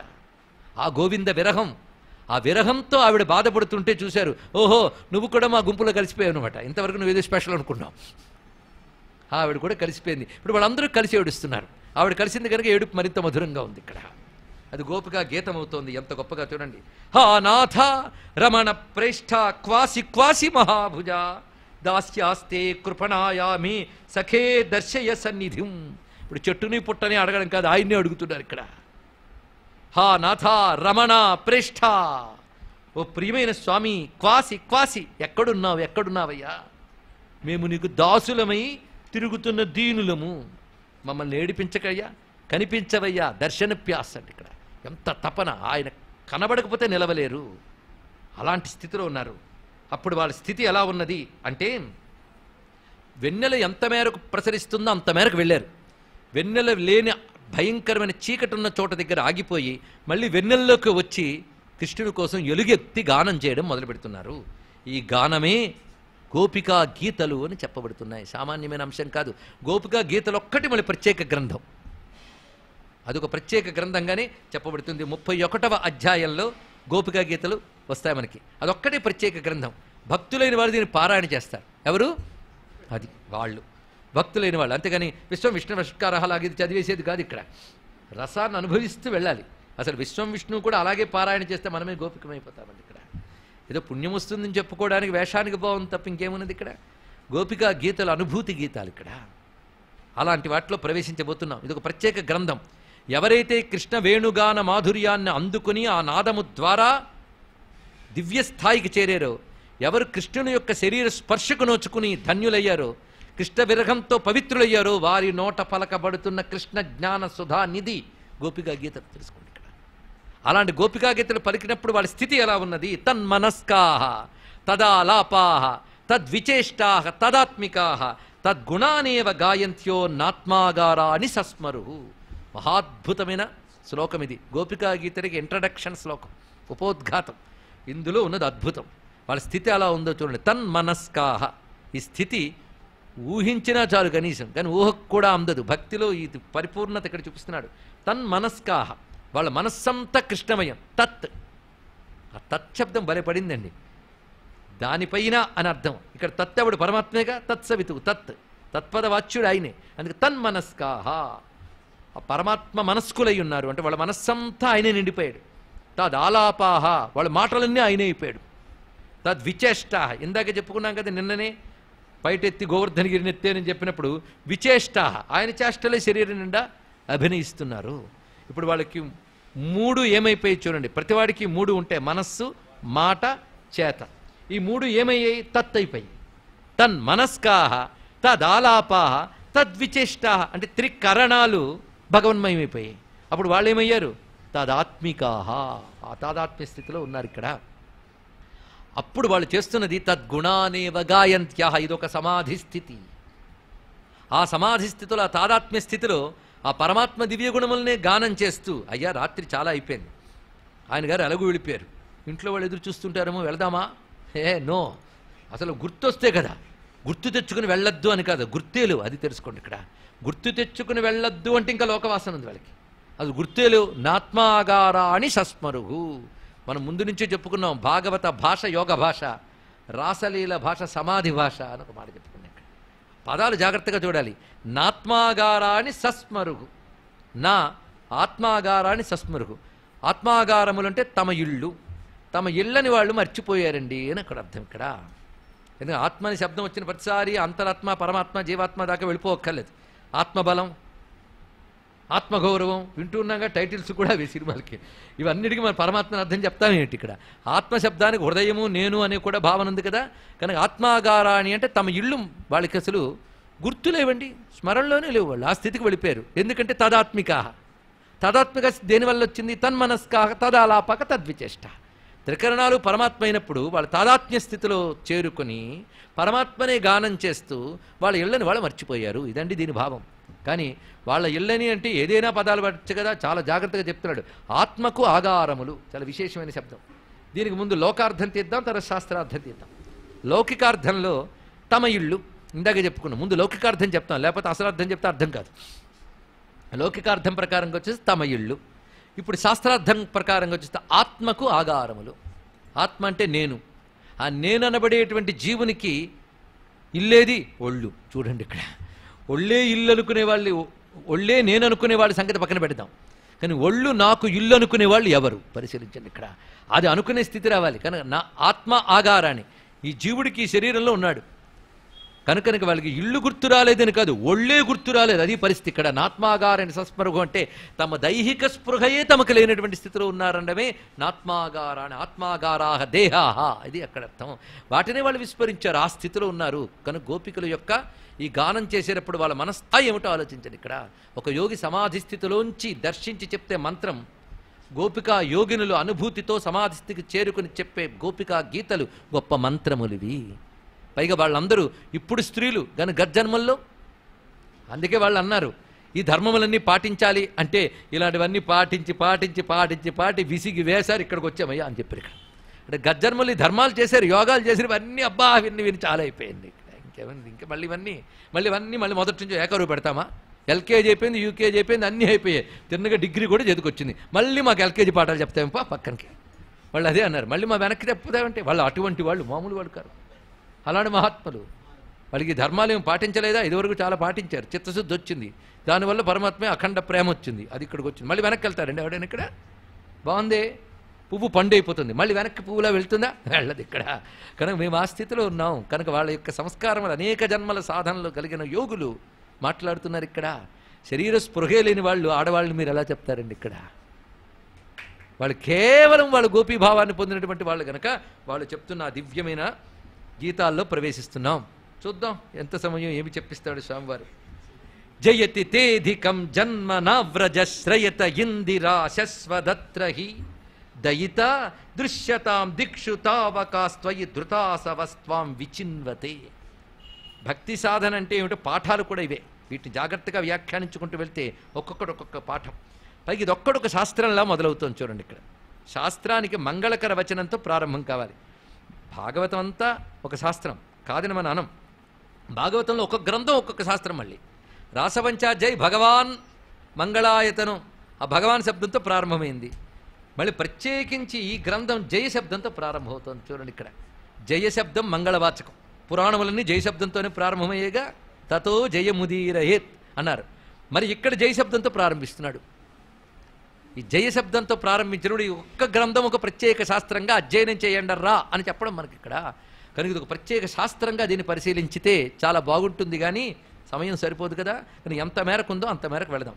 5 అధ్యాయాలతో కలిపితే సమయం సరిపోదు. ఇది ఒక్కటి చెప్పుకుంటే దానికి సరిపోతుంది, చెప్తావు అంత ఉంది ఇక్కడ. అయినప్పటికీ వదలం, ఎందుకంటే కృష్ణుడు ఉన్నాడుగా, వాడే చెప్పించుకుంటాడు. జయతి ఈ మాట చాలా విశేషం. జయతి అంటే జయించుచున్నాడు. ఎవడు? కృష్ణుడు కదా. అంతేకాదు గోపికా గీతలు బాగా అధ్యయనం చేస్తే వాడు జయించేస్తాడు అన్నాడు ఇక్కడ. అంటే వాడు పరిపూర్ణుడు అవుతాడు అని ఇక్కడ చెప్పడం. జయతి అనేది ఫలశ్రుతిగా పెద్దలు వ్యాఖ్యానించారు, చాలా గొప్పగా ఉంది. కానీ మొత్తానికి కృష్ణుడు జయతి, కృష్ణుడు జయించుచున్నాడంటే అర్థం ఏమిటి? ఇది ఒకటి తెలియాలి కదా. మన వెంకటేశ్వరి గుడికి వెళ్తే జయితు అని వెంకటేశ్వరికి జై వెంకటేశ, జై జై వెంకటేశ అంటాం. అంటే వెంకటేశ్వరి జయము కలుగ్గా కానీ మనం ఎవరో అండి చెప్పడానికి. రాముడికి జయము, వెంకటేశ్వరికి జయం అంటే మనం చెప్తే కానీ రాదా ఆయనకి? కానీ భగవంతుడికి జయమని ఎందుకు చెప్తారు? ఇది ఆలోచించాలి కదా. జయం అంటే ఏమిటి అంటే అందరికంటే గొప్పగా ఉండడాన్ని జయం అంటారు. నేను తెలుగులోనే చెప్తున్నాను కదా, అందుకే అర్థం కాలేదంటారా? అందరికంటే గొప్పగా ఉండడాన్ని జయమంటారు. ఉన్నవాళ్ళందరిలోకి ఎవడు గొప్పవాడో వాడు జయించాడని అర్థము. అసలు జయం అంటేనే 10 మందిని కొట్టివాడు పైన ఉంటేనే జయం, అంతే కదండి ఇక్కడ. కానీ విక్టరీ, సక్సెస్ అంటే ఎబోవ్ ఆల్, అందరిని మించిపోయాడు అనమాట. కనుక కృష్ణుడు అందరినీ మించిపోయి ఉన్నాడు. ఎలాగో మించిపోయి ఉన్నవాడు మించిపోయి ఉన్నాడు అనుకోవాలి మనం. మించిపోయి ఉండాలని కూడా అనాలి. ఎందుకు అలా అనాలి అంటే నిజంగా కృష్ణుడు అందరికంటే మించిపోయి ఉన్నాడు. ఎక్కడ? మనలోన కాదు, మనలో కృష్ణుడి కంటే గొప్ప ప్రయారిటీస్ చాలా ఉన్నాయి, అవునా లేదండి? ఉన్నమాట చెప్పేసేయండి. ఇక్కడ మనలో కృష్ణుడు కావాలా, లోకం కావాలంటే కృష్ణుడు తర్వాత చూసుకుందాం, ముందు లోకం కానియండి అన్నాడు. ఇప్పుడు జయం ఎవరిది? లోకానిది. మన మనసు నిండా ఉన్న భావాలన్నీ లౌకిక విషయాలు కనుక మనలో జయం ఎవరిది? లోకానికే జయం, కానీ లోకేశ్వరుడికి జయం కాదు. ఈ స్థితి దాటిపోయి నాకు లోక విషయాలు ఇంకా లేవయ్యా, నువ్వు మాత్రమే. నక్షత్రాలన్నీ కనబడుతూ ఉంటాయి, ఏది చీకటి వేళలో. ఎన్ని నక్షత్రాలు, సూర్యుడు రానియండి ఒక్కటి ఆనవాలు ఉండదు. కానీ కృష్ణుడని సూర్యుడు ఉదయించాక మనస్సులో వికారాల చుక్కలు మరి కనబడకూడదండి. ఇక్కడ ఆ కాంతి ప్రసరించిపోవాలి. అప్పుడు ఉదయించిన సూర్యుడు ఆకాశాన్ని జయించినట్లుగా కృష్ణుడు నీ హృదయాన్ని జయించాలి. కృష్ణ భావన తప్ప మరొకటి ఉండకూడదు. ఆ సర్వవ్యాపకత్వం హృదయంలో అనుభవించాలి. ఇక్కడ కృష్ణుడిని మించి మరొక అధికమైన వస్తువు లేదు మనస్సులో. అందుకు భగవంతుడికి జయము కలుగ్గాక అంటే అర్థం, స్వామి నా హృదయంలో నువ్వు తప్ప అన్యము ఉండరాదు అనే కోరికండి అది. అందుకే ఆయనకి జయం మనం చెప్పడం ఏంటి? మనలో అది కలగలేదు గనక అడగడం. ఇప్పుడు తెలిసింది కదా. మొత్తానికి జయ శబ్దానికి అర్థం చెప్పుకుంటూ మనం ఇంత వ్యాఖ్యానించాం. కానీ ఇక్కడ వీళ్ళ భావం చూద్దాం. జయతి తేధికం జన్మనా వ్రజః. ఇక్కడ స్వామి నీ పుట్టుక చేత ఈ వ్రజము ధన్యమయ్యింది అన్నారు. ఇక్కడ వ్రజము అంటే వ్రేపల్లే నువ్వు పుట్టడం చేత ధన్యమైంది. ఈయన ఎక్కడ పుట్టాడండి? చెరసాల్లో కదా. వ్రేపల్లి అంటారేమిటి? వాళ్ళకి ఆ విషయం అలా తెలిసి యశోదమ్మ కొడుకు అనుకుంటున్నారు కదా, కనుక అక్కడే పుట్టారు. ఇది మనం అనుకునే మాట, కానీ పురాణాలు గొప్ప రహస్యాన్ని చెప్తున్నాయి. పరమాత్మ అయిన నారాయణుడు చతుర్భుజుడై వైకుంఠంలో ఉంటాడు, ద్విభుజుడై గోలోకంలో ఉంటాడని చెప్పారు. ఆ గోలోకంలో ఉన్న నారాయణుడు యశోదమ్మ కడుపును పుట్టాడు. చతుర్భుజుడైన నారాయణుడు దేవకీదేవి కడుపును పుట్టాడు. ఆయన్ని పట్టుకొచ్చాడు వసుదేవుడు, ఈవిడ పొత్తిల దగ్గర పెట్టాడు. ఇక్కడ పుట్టిన కృష్ణుడు సూక్ష్మ రూపంతో తేజో రూపంతో ఉన్నాడు, యశోదమ్మకు కలిగినవాడు. ఇక్కడికి ఎప్పుడైతే వసుదేవుడు కృష్ణుని తెచ్చాడో అందరూ కలిసిపోయి ఇద్దరు కలిసి ఒకటి అయిపోయారండి. అది ఈ రహస్యం బ్రహ్మవివృత పురాణం చెప్తుంది. కనుక ఆ నందనందనుడు యశోదాతనయుడు అనేది సత్యమే తెలుసుకోవాలి. ఇక్కడ ఇది ఒక రహస్యం, అది కృష్ణ భక్తులకు తెలుస్తుంది మొత్తానికి. కనుక ఆ విషయాన్ని కూడా మనం తీసుకుంటే జయతి తేధికం జన్మనా వ్రజః. నీ పుట్టుక చేత ఈ వ్రేపల్లి గొప్పతనం పెరిగిపోయింది. లేకపోతే కృష్ణుడు లేకపోతే వ్రేపల్లిని ఎవడతలంచుకుంటాడు? ఇక్కడ ఆయన వల్లనే ఆ గోకులానికి గొప్పతనం పెరిగింది. నీ వల్ల దీది జయించింది. అంతేకాదు శ్రయత ఇందిరా శశ్వదత్రహి. నువ్వు పుట్టిన తర్వాత నుంచి వ్రేపల్లెలో లక్ష్మీదేవి బాగా శాశ్వతంగా ఉండిపోయింది. ఇక్కడ శాశ్వతంగా ఉండిపోయింది. లక్ష్మి ఎక్కడుంటుంది? విష్ణువు ఎక్కడుంటే అక్కడ ఉంటుంది. నమోస్తు నందాత్మజ వల్లభాయై, నమోస్తు దామోదర వల్లభాయే. ఈ శంకరులు ఉన్నారే, ఆయనకి విష్ణువు గురించి చెప్పాలని కృష్ణుడి పేర్లు చెప్తుంటాడు ఆయన. మీరు పరిశీలించండి. అక్కడ ఆ మాట ఎందుకన్నా? లక్ష్మీదేవిని వైకుంఠంలో ఉన్నప్పుడు చతుర్భుజుడైన విష్ణువు చెప్పచ్చగా నందాత్మజ వల్లభ దామోదర వల్లభ. ఈ మాట ఎందుకంటే ఆయన కృష్ణుడు అంటే భలే ఇష్టం అండి. ఆఖరి సౌందర్యలహరి రచించినప్పుడు కూడా మురరిపు వరాహస్య భవతి అంటాడు. ఇక్కడ మురరిపు, మురరిపు అంటే మురారి. మురారి అంటే కృష్ణుడికి ఆ పేరు, ఇంకెవరికి లేదు. విష్ణువుకి మనం అనేస్తాం కానీ కృష్ణుడి పేరు అది. ఆయనకి ఎక్కడికి వచ్చిన కృష్ణుడు వదలడు ఆయన. ఇక్కడ చూడండి, ఇక్కడ వహత్యేనం శౌరిహి, మళ్ళీ అక్కడ చెప్తాడు తనీయాంశం పాంసం శ్లోకంలో వహత్యేనం శౌరిహి. శౌరి అంటే ఎవరు? సూరసేనుడి వంశానికి చెందిన శౌరి, ఆయన కృష్ణుడే. కనుక ఆయన విష్ణువు అంటే ఆయన దృష్టిలో కృష్ణుడే. అంత ఇష్టం ఆయనకి, ఏం చేస్తాం. అందుకు అక్కడ నమోస్తు నందాత్మజ వల్లభాయే ఎప్పుడు చెప్పారు ఈ శ్లోకాన్ని? కనకధారా స్తోత్రంలో. కనుక నందాత్మజ వల్లభ ఎవరు? లక్ష్మీదేవి. మరి నందాత్మజ ఎక్కడుంటే అక్కడ ఉంటుంది కదా. ఎంత అందమైన మాట. అందుకే ఇక్కడ గొప్ప మాట చెప్తూ ఉన్నారు ఇక్కడ గోపికలు. శ్రయత ఇందిరా శశ్వదత్రహి. పరిపూర్ణమైన లక్ష్మీదేవి నువ్వు పుట్టిన కారణంగా మా వ్రజములో ఉన్నది. మా వ్రజము మరింత శోభిల్లుతున్నది నీ వల్ల. లేకపోతే బృందావనానికి గొప్పతనం ఏమిటి అంటే, బృందావనంలో దేవతలందరూ కృష్ణుని చూడడానికి వచ్చారు. దేవతలందరూ బృందావనానికి ఎందుకు వచ్చారండి? ఏం వాళ్ళకి అడవులు లేకనా? కృష్ణుడు ఉన్నాడు. నేను బృందావనంలో విహరించాలని కాదు, కృష్ణుని చూడాలని వచ్చారు. కాబట్టి గొప్పతనం ఎవరికి పెరిగింది? గోవింద పట్టాభిషేక సమయంలో గోవిందుడికి పట్టాభిషేకం బృందావనంలో చేసినప్పుడు ఇంద్రాది దేవతలందరూ రావడం చూశారు అక్కడ గోపకాంతలు. మరి మా పల్లెకి, మా అడవికి ఇంద్రాది దేవతలు వచ్చారంటే గొప్పతనం ఎవరిది? నీ వల్ల వచ్చారు. మా మొహాలు చూడడానికి వచ్చారు ఏమిటి? కానీ జయతి తేధికం జన్మనా వ్రజ. ఎంత గొప్ప మాట చూడండి. ఇంకొక విశేషమైన అంశం ఏంటంటే, కృష్ణ వేణుగానాన్ని వింటూ కృష్ణుని లీలలు చూడాలని దేవతలందరూ వచ్చారు. వచ్చినప్పుడు వాళ్ళ వెహికల్స్ వాళ్ళు పార్క్ చేసుకోవాలి కదా. అయితే పార్క్ చేసుకుని నిలబడ్డానికి మనం తెచ్చుకున్న జడమైన వెహికల్స్ అవన్నీ కూడా బయట కట్టి వచ్చితే కట్టు తెచ్చుకు వచ్చేయగలవు అలాంటి వెహికల్స్. శివుడు వచ్చేట వృషభవాహనంపై, అదేవిధంగా ఇంద్రుడు ఐరావతం మీద వచ్చాడు. మన కుమారస్వామి గారు మయూరంపై వచ్చారు, బ్రహ్మగారు హంస మీద వచ్చారు. వీళ్ళందరినీ తీసుకొచ్చారు. అటు బృందావనంలో కృష్ణుడి దగ్గరికి వెళదామంటే ఆయన చుట్టూ ఎందరు గోపకాంతులు, ఎందరు గోపకులు, ఎన్ని ఆవులు, దూడలు అన్నీ ఆయన చుట్టేసాయి. వీటి వెహికల్స్తో వెళ్ళడానికి ఇబ్బంది. అందుకే వెహికల్స్ అక్కడ పెట్టేసి వీళ్ళు వెళ్ళారు. అక్కడికి వెళ్ళి స్వామి దగ్గరికి వెళ్ళారు. దేవతలు కదా, దగ్గరికి ఎంట్రీ వచ్చేసింది. ఆయన చుట్టూ కూర్చుని, ఎంతకైనా విఐపీలు కదండి దేవతలు, వాళ్ళు చుట్టూ కూర్చున్నారు కృష్ణునికి. బాగానే ఉంది. ఇవి అక్కడ కట్టేశారు. అవి జడమైన వెహికల్స్ అంటే బయట ఉంటాయి.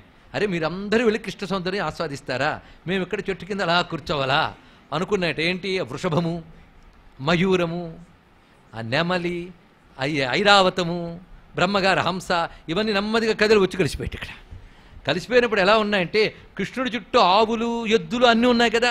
ఎద్దుల్లో ఒక ఎద్దు అయిపోయింది శివుడి యొక్క వృషభం. చూడండి ఇక్కడ. అక్కడ కృష్ణుడిని చూసి అనేక నెమళ్ళు పులిపుప్పులు నిలబడ్డాయి. ఆ నెమళ్ళలో ఒక నెమలు అయిపోయింది సుబ్రహ్మణ్య స్వామి వాహనం. పరిశీలించండి ఇక్కడ. పైగా యమునా తరంగాల మీద హంసలు ఎగురుతుంటే హంసల్లో ఒక హంస అయిపోయింది బ్రహ్మగారి వాహనం. పైగా అరణ్యాలు ఏనుగులు వచ్చి చక్కగా వింటున్నాయి కృష్ణగానం. ఆ నల్ల ఏనుగుల్లో తెల్ల ఏనుగు అయిపోయింది ఐరావతం. ఇలాగా అందరూ అక్కడికి చేరిపోయారంటే ఎంత గొప్పతనం ఆ వ్రజానికి పట్టిందంటే జయతి తేధికం జన్మనా వ్రజ శ్రయత ఇందిరా శశ్వదత్రహి. ఎంత గొప్ప మాట. అందుకే దీనికి మునుపు జరిగిన అధ్యాయాల్లో సుఖయోగింద్రులు చెప్పిన మాట, తత ఆరభ్య నందస్య వ్రజ సర్వసమృద్ధిమాన్ హరేర్నివాస ఆత్మగుణై రమాక్రీడమభూనృప. ఈ మాట సుఖయోగింద్రుడు చెప్తాడు. కృష్ణ పరమాత్మ పుట్టిన దగ్గర నుంచి వ్రజమంతా కూడాను లక్ష్మీదేవి ఆడుకుంటుందయ్యా అన్నాడు. అంటే లోటు లేదు ఐశ్వర్యాలకి అన్నాడు. దీన్ని తీసుకుని నారాయణ భట్టాత్రి అత్యద్భుతమైన శ్లోకాన్ని ఇచ్చాడు. దినే దినేథ ప్రతివృద్ధ లక్ష్మీ అక్షీణ మాంగళ్యశతో వ్రజోయం ఆనంద సాంద్రో పరితో విరేజే భవన్నివాసాత్ అయి వాసుదేవా భవన్నివాసాదయి వాసుదేవా. ఎంత అందంగా చెప్పాడు. ఓ వాసుదేవా, నువ్వు నివసించిన కారణంగా దినే దినేథ ప్రతివృద్ధ లక్ష్మీ, రోజు రోజుకి లక్ష్మి ఐశ్వర్యాలు పెరిగాయ్యా బృందావనంలో. అయితే కొంతమందికి ఇంటి నిండా డబ్బు ఉంటుంది కానీ ఎప్పుడు మొహం ఏడుస్తూ ఉంటుంది. అదొక బాధ. ఎందుకంటే ఇంట్లో డబ్బు ఉంటుంది కానీ ఏదో అశుభం జరుగుతూ ఉంటే ఏమైనా బాగుంటుందండి. ఇంట్లో డబ్బు ఉంది, రోజు కూడా మంచం మీద పడుకుంటూ ఉంటాడు.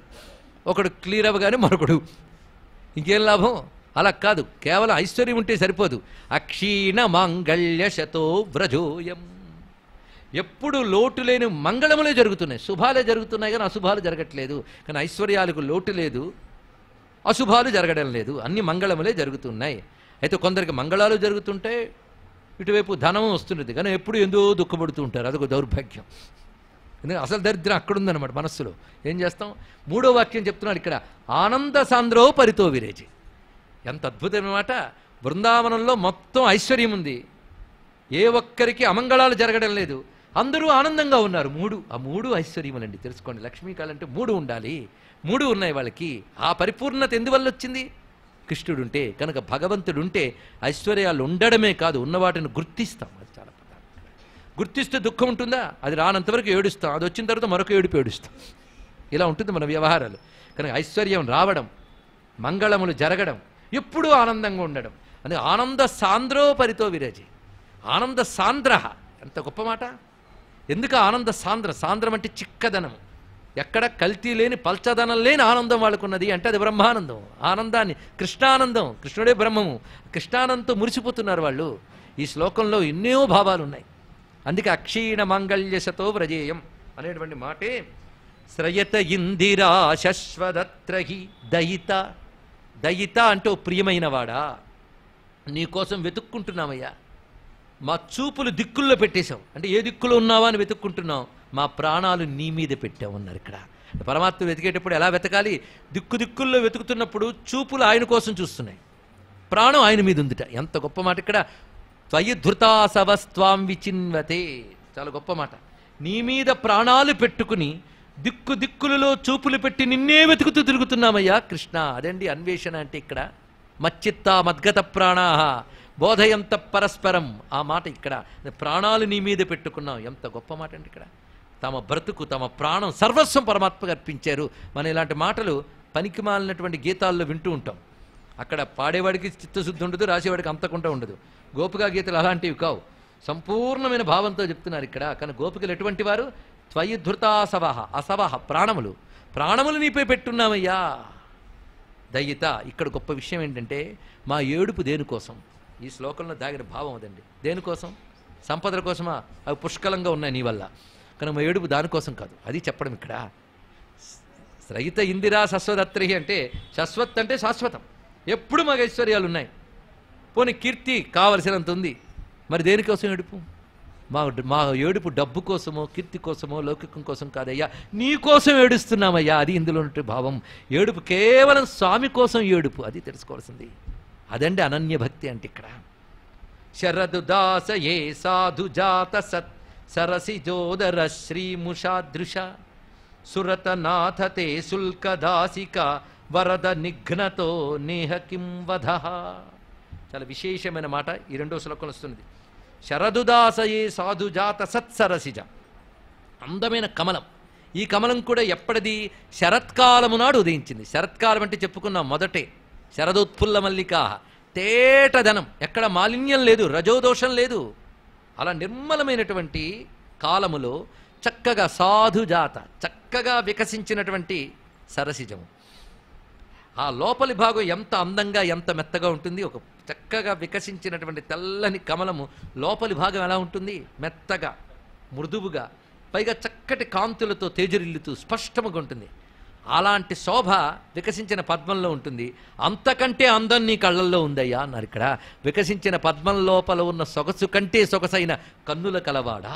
ఈ చెప్పినప్పుడు ఆ నేత్రములను ఎంత చక్కగా వర్ణిస్తున్నారు అంటే, కన్నులు అంత నిష్కల్మషంగా కరుణని తరంగింపజేస్తూ భాసిల్లుతున్న నేత్రములను ఒక్కసారి తలంచుకుంటున్నారు ఇక్కడ. ఇంకొక అద్భుతమైన ఉంది. శరత్ అంటే చెప్పుకున్నాం, బురద పోవాలి. అప్పుడు బురద కానీ పోతే సాధు నిర్మలమైనటువంటి మంచి మనస్సులు వికసిస్తాయి. అది తెలుసుకోవాలి ఇక్కడ. అంటే రజోగుణ తమోగుణ మాలిన్యాలు పోతే శుద్ధ సత్వగుణంతో వికసించిన హృదయము ఏదైతే ఉంటుందో ఆ హృదయాన్ని నువ్వు తీసుకుంటావు. అది ఇక్కడ కనుక అందులో పద్మములో అందాన్ని దొంగిలించిన కన్నులు అంటే భక్తుల హృదయ పద్మాన్ని దొంగిలించినటువంటి వాడువు నువ్వు నీ చూపుతోనే అనే భావాన్ని ఇందులో నిక్షిప్తం చేశారు. సురతనాథతే, సురతనాథ, ఇది బయటకు చూస్తే మామూలు సాహిత్య పదంగా చూస్తే అలంకార పదంగా వేరేగా ఉంటుంది. సురతనాథ, రతము అంటే ఆసక్తి, ప్రేమ. ఒక దానిలో బాగా ఆనందిస్తే అది రతి. ఒకడు సంగీతంలో రతి, ఇంకోటికి నాట్యంలో రతి. ఒక దాని యందు ప్రీతి కలిగి ఆనందిస్తే ఆ భావం పేరు రతి. అయితే ఈ రథములు మనకు చాలా ఉన్నాయి, అవునా లేదు? ఇవాళ ఆవకాయ అన్నం రథం, మళ్ళీ రెండో పొడి పెడితే రథం కాదు. ఇవా మనకు రథములు. అది సురత, గొప్ప రతి, మంచి రతి, సురతము. సురతము అంటే కేవలము పరమాత్మతో తాదాత్మ్యం చెంది పొందే బ్రహ్మానందము సురతము. ఆ బ్రహ్మానందానికి అధిపతి ఎవరు? నువ్వే. ఆనందానికి అధిపతివు నువ్వు, ఆనంద స్వరూపుడు నువ్వు. అందుకు సురతనాథ తే శుల్కదాసిక, తే అశుల్కదాసిక. ఇది ఇక్కడ అర్థం. దాసుల్ని డబ్బిచ్చి కొనుక్కుంటారు. మేము ఏ డబ్బు ఇవ్వకుండానే దాసులమైపోయిన వాళ్ళం. అంటే మమ్మల్ని నువ్వు డబ్బుతో కొనుక్కోలేదు, లేదా జీతానికి పనిచేస్తున్న దాసులము కాము. అది ఇక్కడ చెప్పడం. ఇందులో ఉన్న అంతరార్థాన్ని చూడాలి. అశుల్క దాసిక అనే పదం చాలా విశేషం ఇక్కడ. పైగా చమత్కారం ఏంటంటే సంస్కృత భాష తెలిస్తే తే శుల్క దాసికలో తే అశుల్క దాసిక అనొచ్చు, తే శుల్క దాసిక అనొచ్చు, రెండూ ఉన్నాయి. అందుకే చెప్తున్న వాళ్ళు గోపిక యోగుల్ని కనుక రెండు అర్థాలు పెట్టారు మహానుభావులు. ముందు తే అశుల్క దాసిక అనేది సమంజసంగా తీసుకోవాలి. అశుల్క దాసిక అంటే ఏంటి చెప్పుకున్నాం ఇక్కడ? నువ్వు మాకు డబ్బు ఇవ్వకపోయినా నీకు దాస్యం చేస్తున్నావు. అది ఇక్కడ. చాకరీ చేయాలంటే ఏదో ప్రయోజనం లేని ఎవడే చేయడండి. కొందరు అంటారు మీ సేవ చేసుకుంటామని, 2 రోజులు చేస్తే తెలుస్తుంది ఏమి రాదంటే. ఇలాంటి వాళ్ళు ఎక్కువ ఉంటారు. ఎందుకంటే వాలంటీర్ల వల్ల ఎన్ని జరుగుతుందో మనకు తెలుసు. వాడు మనసు పెట్టి చేయడు, డబ్బు ఇచ్చేవాడు అంత బాగా చేయడు. ఇది కూడా వచ్చింది బాధ. ఎవడో హనుమంతులు లాంటి వాడు ఎవడో ఉంటాడు, వాడే ఏమి ఆశించకుండా చేస్తాడు, అది వేరే విషయం. కానీ ఏదో ఇస్తే చేసేవాళ్ళు ఉంటారు, వీళ్ళు శుల్కదాసులు, డబ్బుకి చేసేవాళ్ళు. మేము అశుల్కదాసులము అంటే నీ నుంచి ఏది భౌతికమైనవి ఆశించలేదు, నీ సన్నిధిని మాత్రమే ఆశించే వాళ్ళము తప్ప నీ నుంచి ఆశించి చేస్తున్న వాళ్ళము కాదు. అది దీనిలో భావం. వాళ్ళ భక్తి ఆ స్థితిది. అందుకే శుల్కదాసిక, డబ్బిచ్చి తీసుకున్నావన్నప్పటికీ కూడా స్వామి మా యోగ్యతలను చూసే నువ్వు తీసుకున్నావు. గత జన్మల పుణ్య విశేషములు మాకు ఉంటే అది చూసి నువ్వు నీ కరుణతో మమ్మల్ని తీసుకున్నావు, నీ కరుణ మాకు లభిస్తున్నది అనే భావం గ్రహించవచ్చు. కానీ అశుల్కదాసిక అనేది వీళ్ళ మనస్థితికి సరి అయినటువంటి భావంగా మనం తీసుకుంటూ అశుల్కదాసిక వరద నిఘ్నతో నీ కిం వద. స్వామి నువ్వు ఆ నేత్రాలతో మమ్మల్ని ఆకర్షించావు, ఇప్పుడు కనబడకుండా వెళ్ళిపోయావు మా కళ్ళకి. దీనికంటే చంపడం ఇంకేముంటుందయ్యా అన్నాడు ఇక్కడ. నేహకిం వధ, ఎంతకంటే చంపడం ఇంకేమున్నది అనే మాట అన్నారు ఇక్కడ. అంటే వీళ్ళకి పరమాత్మ దగ్గర లేకపోవడం చావుతో సమానంగా భావిస్తున్నారు చూడండి. కానీ జీవితం, లైవ్లీనెస్, లైఫ్ ఎప్పుడయ్యా అంటే కృష్ణుడి దగ్గర ఉంటేనే, ఆయన లేకపోతే అంత నిర్జీవమే. అది ఇక్కడ భావం. ఎందుకంటే ఎన్ముహూర్తం క్షణం వాపి వాసుదేవో నచించతే సా హాని తన్మహచ్ఛిద్రం సా భ్రాంతి సా చ విక్రియ అంటారు భక్తి శాస్త్రవేత్తలు. అంటే సృష్టిలో పెద్ద నష్టం ఏంటో తెలుసా? ఏంటండి? దాచుకున్న డబ్బంతా పోవడము అది కాదట. ఏమిటయ్యా పెద్ద హాని అంటే, ఏ ముహూర్తము కృష్ణ చింత లేకుండా గడుస్తుందో ఆ ముహూర్తం బతుకులో ఉంటే అదే పెద్ద నష్టం అన్నాడు ఇక్కడ. ఇంకో మాట చెప్తాడు, తర్వాత చూద్దాం. అది ఒక పీనాసివాడు కష్టపడి పోగు చేసుకున్న డబ్బుని ఎవడో దొంగిలిస్తే ఆ పీనాసివాడు ఎంత ఏడుస్తాడో, భగవంతుణ్ణి స్మరించకుండా ఒక క్షణం గడిచిపోతే భక్తుడంతా ఏడుస్తాడన్నాడు. మనకు ఆ ఉపమానం చెప్తే కానీ ఇది అర్థం కాదని తెలిసింది ఆ కవికి. అది పీనాసవాడు పోగు చేసుకున్న డబ్బు దోచుకోబడితే దస్సుభిర్ముషితం, దొంగలు దోచుకుపోతే పీనాసవాడు ఎంత ఏడుస్తాడో, మన ఆయువులో భగవంతుణ్ణి స్మరించకుండా కాలం గడిచిపోతే అంత ఏడవాలి. అది తెలుసుకోండి ఇక్కడ. అంటే ఇప్పటికి అంత అయిపోయింది, ఎంత స్మరించాం. ఏది? వాళ్ళు మాత్రమే నువ్వు లేకుండా క్షణం బ్రతికినా అది మరణంతో సమానం అంటారు. అందుకే స్వామి నువ్వు లేక మమ్మల్ని, నువ్వు కనబడక మమ్మల్ని చంపేస్తున్నావయ్యా, ఎంతకంటే చంపడం మరికిటేమున్నది అన్నారు ఇక్కడ. అంటే కృష్ణ విరహమే మరణం, కృష్ణ సన్నిధే అదే జీవం, అది చెప్తున్నారు. అందుకే విస్మరణం విష్ణో సంపన్నారాయణ స్మృతి అనేటువంటి వ్యాసవాక్యాన్ని కూడా ఇక్కడ మనం స్మరించుకోవాల్సిందే. పైగా నువ్వు ఎన్ని మార్లు మమ్మల్ని రక్షించలేదయ్యా. విషజలాప్యయాద్యాల రాక్షసాద్వర్ష మారుతాత్ వైద్యుతానలాత్ వృషమయాత్మజాత్ విశ్వతో భయాత్ వృషభతే వయం రక్షితాముహు. ఈ సంబోధనలన్నీ తీసుకుంటూ నామాలు వస్తాయండి. వరద, ఏదైనా ఇవ్వగలవాడు నువ్వు, వరద. ఇప్పుడేమంటున్నారు? వృషభ. వృషభ అంటే సర్వశ్రేష్ఠుడు, అందరికంటే గొప్పవాడని ఉద్దేశంతో వృషభ శబ్దాన్ని ఇక్కడ వాడుతున్నారు. ఓ పురుషశ్రేష్ఠ, నీ చేత మేము అనేక మార్లు రక్షింపబడ్డాము. ఇక్కడ గోపికా గీతలను అర్థం చేసుకునేటప్పుడు తీరు ఎలా ఉండాలో చూడండి. ఇక్కడ ఒకటి భగవంతుని అడిగేటప్పుడు ఇదివరకు ఆయన చేసిన వాటిని మర్చిపోయి అడుగుతాం మనం, అవునా లేదండి? ఇవాళ ఏదో ఆయన చేయలేదనుకోండి, ఇన్ని కష్టాలు పెట్టేవేంటయ్యా అని, ఇదివరకు నువ్వు ఎన్ని మొక్కులేడు చేవు, ఆయన ఎన్ని కాపాడాడు అని మర్చిపోయి నువ్వు. కానీ భక్తిలో అడుగడుగునా ఉండవలసింది కృతజ్ఞత. తెలుసుకోండి ఇక్కడ. భగవంతుని అడిగేటప్పుడు ఎన్ని ఇచ్చాడో గుర్తు తెచ్చుకోండి, అప్పుడు ఇంకోటి అడగడానికి అర్హత వస్తుంది. మనం ఎలాంటి వాళ్ళమంటే మనకు ఉన్నవి గమనించాం, లేని వాటి కోసం ఏడుస్తుంటాం. కానీ ఉన్నవన్నీ ఆయన ఇచ్చాడని తెలిస్తే కొత్తగా అడగడానికి ఏం మిగలదు. తెలుసుకోండి ఇక్కడ. అందుకే ఉన్న సుఖమ్ముల చూడకని లేకున్న వాటికై యొరకల వేతు. మాకు ఇన్ని ఉన్నాయంటే నువ్వు ఇచ్చినవే, మా ఏడుపు నువ్వేదో ఇవ్వలేదని కాదు, నువ్వు వల్లే మాకు అన్నీ వచ్చాయని ముందే చెప్పారు. ఏమిటి? సంపదలన్నీ వచ్చాయి. ఎప్పుడైనా భగవద్ అనుగ్రహం రెండు రకాలుగా ఉండాలండి. మనకి సంపదలు అందుబాటులో ఉండాలి, ఆపదలు కలిగినప్పుడు రక్షణ కావాలి. ఇదే కదా భగవద్ అనుగ్రహం అంటే. రెండే, సంపద రావాలి, ఆపద పోవాలి. ప్రతివాడు భగవంతుడి ముందు దేబిరించేవి రెండే, అవసరం కూడా రెండే. ఆయన ఇస్తున్నాడు. మొదటి సంపద చెప్పారు, ఇప్పుడు మాకు ఆపదలు వచ్చిన ప్రతిసారి నువ్వు కాపాడుతున్నావు, మేము అడగాల, కనిపెట్టుకుని కాపాడు. ఎన్ని మార్లు కాపాడేవు చూడండి. అంటే ఆయన అడిగేటప్పుడు ఇదివరకు వారు చూపించిన అనుగ్రహాలన్నీ ఆయనకి విన్నవిస్తున్నారు. వాళ్ళు ఇదిగో మమ్మల్ని నువ్వు అప్పుడప్పుడు అలా అలా ఎలా కాపాడేవో వివరిస్తున్నారు. ఇది భక్తిలో ఉండవలసిన కృతజ్ఞత అనే భూమికను చూపిస్తున్నారు. ముందు నాకు ఇచ్చినటువంటి ఈ సంపదంతా నువ్విచ్చినదే అని. అందుకే కొందరు వ్రజము అంటే తిరిగేది అని అర్థం. ఒక చోట స్థిరంగా ఉండకుండా ఇక్కడ అక్కడ తిరుగుతూ వెళ్ళే గుంపులు, సంచార జీవులు, వాళ్ళు ఉండ చోటుని వ్రజం అంటారండి ఇక్కడ. అయితే ఇప్పుడు వ్రజం ఎవరు? మన బతుకులు అంతకంటే ఇంకేమున్నది? ఈ జన్మలో గుడారం వేసాం, ఇక్కడ అయిపోతుంది, మరో గుడారం ఎత్తుకుని మరొక చోటుకి వెళ్తాం. కనుక నిజమైన వ్రజం మనదే. తెలుసుకోండి ఇక్కడ. అయితే ఈ వ్రజం అంతా బాగుంది, కానీ ఇందులో స్వామి జన్మించలేదు. ఇంకా జన్మించలేదంటే అర్థం కృష్ణ భావన ఉదయించాలి. ఉదయిస్తే మాత్రం జయతి తేధికం జన్మనా వ్రజం. మా దేహము నీ యొక్క స్మరణ అనే ఉదయం జరగగానే ధన్యమైపోయిందయ్యా. పైగా నిన్ను స్మరించడానికి పూజించే చేతులు, చూసే కళ్ళు, స్మరించే నాలిక, ఇలాంటి దేహం లభించింది కదా. అప్పుడు ఏమవుతుంది? ఇందిరా శశ్వదత్రహి. ఇంకేం కావాలి ఇక్కడ? ఇవన్నీ మాకు ఇచ్చావు, అందుకే కీర్తిస్తున్నావు. పైగా ఈ దేహం నిన్ను కీర్తిస్తూ ఉన్నప్పుడు మధ్యలో ఏ ప్రమాదానికి లోను కాకుండా నువ్వు కాపాడు. మనకి ప్రమాదాలు వచ్చి తప్పితే కాపాడంటున్నాం కానీ అసలు ప్రమాదాలు లేకుండా ఎన్ని కాపాడాడో మనకి ఏం తెలుసండి ఇక్కడ. ఇవాళ బయలుదేరి వెళ్తూ ఉంటే సరిగ్గా మన వెహికల్కి మరో వెహికల్ కొట్టడానికి వచ్చింది, అయిపోయామనుకున్నాం, క్షణంలో తప్పింది, అమ్మయ్య దేవుడు రక్షించాడండి అని. మరుసటి రోజు నీకు ఏ వెహికల్ ఎదురు రాలేదు, క్షేమంగా ఇంటికి వచ్చేసావు, అప్పుడు రక్షించలేదు, అప్పుడు రక్షించాడు కానీ అనుకో నువ్వు ఇక్కడ. అంటే అందుకే ఆపద దగ్గరికి తెచ్చి తీసేస్తే రక్షించాడు అనుకుంటావు, ఆపదే లేకుండా ఎన్ని రక్షించాడో నీకేం తెలుసు ఇక్కడ. అది తెలుసుకుంటే ఆ కృతజ్ఞత ప్రకటించాలి ఇక్కడ. అడుగడుగున చిన్నగా క్షణం జారి పడితే 10 ఏళ్ళు మంచాల మీద పడాల్సి వస్తుంది. అడుగడుగున ఆయన రక్షణని తెలుసుకుంటే అడుగడుగున ఆయన రక్షణ ఉంటుంది. ఇది తెలుసుకోండి, గుర్తించేవాడికే లభిస్తుంది, ఇది గ్రహించాలి ఇక్కడ. కనుక రక్షణను గుర్తించడం అనేది చాలా అవసరం. భక్తిలో అది చాలా ప్రధాన భూమిక. భక్తుడు హృదయ సంస్కారం ఎలా ఉండాలి అనేది ఒక్కొక్క శ్లోకం మనకు చెప్తోంది ఇక్కడ. అందుకే విషజలాప్యయాద్వ్యాళ రాక్షసాత్, ఎన్ని మార్లు మమ్మల్ని రక్షించలేదయ్యా. కాళీయుడి ఫణాల నుంచి వచ్చే విషాల వల్ల కలుషితమైతే నీరు, ఆ నీరుని శుద్ధి చేసావు, ఆ విషపు బాధ లేకుండా మమ్మల్ని చేసావు.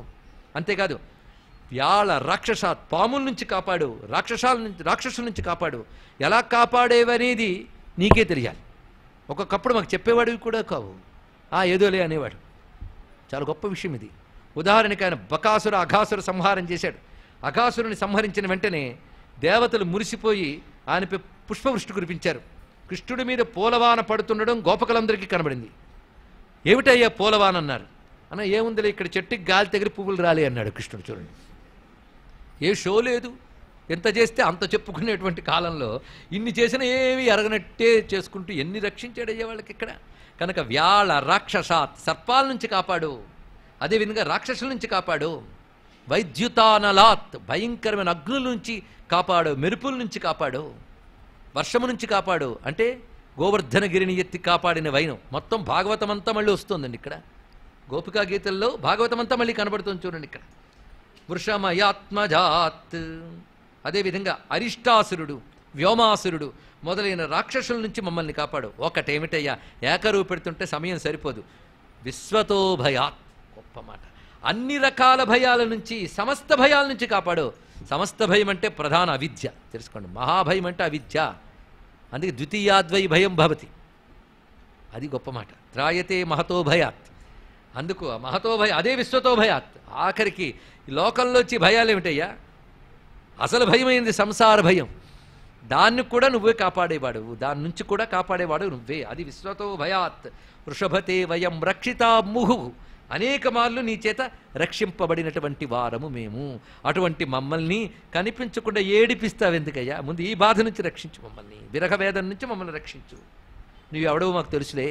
నకలు గోపికా నందనో భవాన్ అఖిల దేహినాం అంతరాత్మదృక్ విఖన సార్థితో విశ్వగుప్తయే సఖ ఉదేయివాన్ సత్వతాంకులే.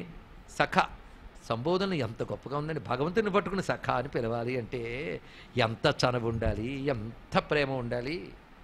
అందుకో సఖుడా నువ్వెవడో మాకు తెలుసులే. అంటే ఇవి గోపికలుగా కనబడుతున్న యోగులు ఉన్నారే, సామాన్యులు గారండి బాబోయ్, ఈయన భగవంతుని తెలుసు. కానీ భగవంతుడు అనే భావం కంటే ప్రేమ భావం పెరిగిపోయింది, మనం చెప్పుకున్నాం 2వ రోజు వ్యాఖ్యానంలో. అందుకు నువ్వెవడో మాకు తెలుసులే. నకలు గోపికా నందనో భవాన్, నువ్వు యశోదమ్మ అనబడే ఒక గోపకాంతకు పిల్లవాడివి కావు, మరెవరివి? వైకుంఠంలో ఉన్నవాడివి కాదు. అఖిల దేహినాం అంతరాత్మదృక్, ప్రతివారిలో అంతర్యామిగా ఉంటూ సర్వద్రష్టమైనటువంటి వాడవు నువ్వు. మరి ఇలా ఎందుకు వచ్చావో మాకు తెలుసులే. అందరిలో అంతర్యామిగా ఉన్నవాడికి రూపం ఏమిటయ్యా? అందరిలో అంతర్యామిగా ఉన్నవాడికి రూపం లేదు, గుణం లేదు. లేదు కానీ రూపం లేదు, కానీ రూపం ధరించలేడు అని మాత్రం అనకూడదు. రూపం ధరిస్తాడు. ఎందుకు? విశ్వగుప్తయే, విశ్వరక్షణ కోసం రూపాన్ని ధరించావు. ఏ రూపము లేకుండా ప్రతివారి హృదయ గుహలో అంతర్యామిగా ఉన్నటువంటి నువ్వు ఇప్పుడు దివ్యమైన మంగళ విగ్రహం ధరించి వచ్చావు. ఎందువల్ల? విఖన సార్థితో, బ్రహ్మదేవుని చేత ప్రార్థింపబడి నువ్వు లోకరక్షణ కోసమని ఉదేయివాన్ సత్వతాంకులే, సత్వగుణ సంపన్నమైన గొప్ప కులములో ఉద్భవించేవయ్యా. ఉద్భవించిన చోటది. నీవు యశోద బిడ్డడవే నీరజ నేత్ర, సమస్త జంచు చేతో విదితాత్మవు ఈశుడువు, తొల్లి విరించి తలంచి లోకరక్షా విధమాచరింపుమని సన్నుతిసేయగా సత్కులంబునన్ భువలయంబుగావనిటు పుట్టితిగాదే మనోహరాకృతి. ఇంతవరకు చెప్పిన భావాలు గమనిస్తే ఇదివరకు పరమాత్మ తమని ఎలా అనుగ్రహించాడు, ఆయన పుట్టిన దగ్గర నుంచి తమ స్థితి ఏమిటి, ఇవన్నీ తెలుసుకుంటూ నీ వల్లనే మేము ధన్యులమయ్యాం. ఇప్పుడు నీ దర్శనం దొరకకపోతే అది జీవము కాదయ్యా, ఒక్కసారి నీ దర్శనం కావాలి, నీ స్పర్శ కావాలి అని అడుగుతున్నారు ఇక్కడ. ఇప్పుడు అడుగుతున్నది, స్వామి నీ చేతిని ఒక్కసారి మా తల మీద పెట్టు అంటున్నారు. ఇది వినేటప్పుడు క్షణమైన గోపికాభావాన్ని మనం ఆశ్రయించి స్వామి చెయ్యి మనం తల మీద పెట్టిన భావాన్ని చూడాలండి ఇక్కడ. అది కావాలి. గోపికా గీతలు విన్నప్పుడు మాకు ఇదివరకే తెలుసండి అంటూ తిరిగి చెప్పడాలు ఇవి చేస్తూ ఉంటారే వాళ్ళకి అక్కడ అర్థమవుతుందండి. జాగ్రత్త. మేము ఇదివరకు విన్నాం చాలా, ఇప్పుడు కూడా చదువుతాం మేము పుస్తకాలు పట్టుకుని. అది కాదు వినవలసింది ఇక్కడ. అంత శ్రద్ధగా ఆస్వాదించాలో చూడండి ఇక్కడ. అప్పుడు అందుతుంది ఇక్కడ. నీ చెయ్యి మా తల మీద పెట్టు అని అంటున్నారు ఇక్కడ. కృష్ణుడు చెయ్యి తల మీద పెట్టడం అదండి శక్తిపాతం అంటే. అది శక్తిపాతం అంటే ఇది తెలుసుకోండి ఇక్కడ. కలిలో అనేక రకాలు ఇలాంటి వ్యాపారాలు కనబడుతుంటాయి, అందుకే అసలు శక్తిపాతాలు తెలియవు. ఒక మహాపురుషుడు ఒక శిష్యుడికి మాత్రమే తెలిసేటట్లు చేసేది, ఇతరులకు తెలియదు. దానికి ప్రకటనలు ఉండవు, ఖరీదులుండవు. కలిలో అనేక దోషాలు కనబడుతుంటాయి, ఏం చేస్తాం? సరే ఇప్పుడు వాడుకోవాలెందుకు? పరమాత్మ యొక్క హస్తస్పర్శ సామాన్యమా? ఇది హస్తస్పర్శను అడుగుతున్నారు ఇక్కడ. వాళ్ళు అడుగుతున్నది ఏంటంటే దర్శనము, స్పర్శ. ఆ స్పర్శ కూడా 3 రకాలుగా అడుగుతారు. నీ చేతిని మా తలపై పెట్టు, నీ పాదాలు మా గుండెల మీద పెట్టు, నీ అధరామృతం ఇవ్వు. 3 అడుగుతున్నారండి వాళ్ళకి. 3 ఇవ్వాలని మీద కనబడాలిగా, అందుకు దర్శనదానం ముందు ఇవ్వు. మొత్తం 4 వచ్చాయి మనకి ఇక్కడ. వీటిలో ఆంతర్యాలు మనం పరిశీలిస్తూ వెళ్ళాలి. ఎందుకంటే గోపికా గీతలు మార్మిక గీతాలు, రహస్య గీతాలు, లోపల ఎన్నో తత్వాలు దాగి ఉన్నాయి. నీ చెయ్యి అనగానే ఎలాంటి చెయ్యండి ఒక్కసారి తలంచుకోండి. విరచితాభయం వృష్ణిధుర్యతే చరణమీయుషాం సంశ్రుతేర్భయాత్ కరసరోరుహం కాంత కామదం శిరసి దేహిన శ్రీకరగ్రహం. శిరసి దయయా దేహి చరణం అంటారు సౌందర్యలహరిలో శంకర భగవత్పాలు వారు. దేహి కాదండి, దేహి. దేహి అంటే ఇవ్వు, దేహి అంటే ఉంచు. ఉంచు ఎక్కడ? శిరసి మా తల మీద నీ చేతిని పెట్టవయ్యా. చెడగోపం పెడుతూ ఉంటారు కదండి ఇక్కడ. అక్కడ భగవచ్చక్తి అందవలసిన చోటు బ్రహ్మరంధ్ర స్థానం, అక్కడ పెట్టవయ్యా. జన్మ జన్మల తాపాలు పోతాయి నీ చల్లని చెయ్యి తల మీద ఉంటే. ఆ చెయ్యి సామాన్యమా? విరచితాభయం, సర్వ జగత్తుకి అభయాన్నివ్వగలిగిన చేతులు. ఇందరికి అభయంబులిచ్చు చేయి కందువగు మంచి బంగారు చేయి అన్నారుగా అన్నమయ్య. అందుకే సర్వ జగత్తుకి అభయం ఇచ్చేది. అభయం సామాన్యమా? సృష్టిలో లౌకిక భయాల నుంచి బయటపెట్టే చేతులు చాలా ఉంటాయి, కానీ చరణమీయుషాం సంస్కృతేర్భయాత్ విరచితాభయం, అన్నిటికంటే పెద్ద భయం ఒకటి ఉందండి. మనకింకా అది భయం అనిపించలేదు, అది వచ్చింది బాధ. అన్నిటికంటే పెద్ద భయం ఏది అంటే దుర్భర సంసార దవాగ్నికి వెరతు అన్నాడు మహానుభావుడు ప్రహ్లాదుడు. అసలు భయంకరమైనది అదే. సంసార కూప మతఘోర మగాధ మూలం సంప్రాప్య దుష్ట శతసర్ప సమాకులస్య దీనస్య దేవ దయయా శరణాగతస్య లక్ష్మీ నృసింహ మమ దేహికరావలంబం. శంకరులు లేకపోతే ఒక్క పలుకు వస్తుందండి మన నోట.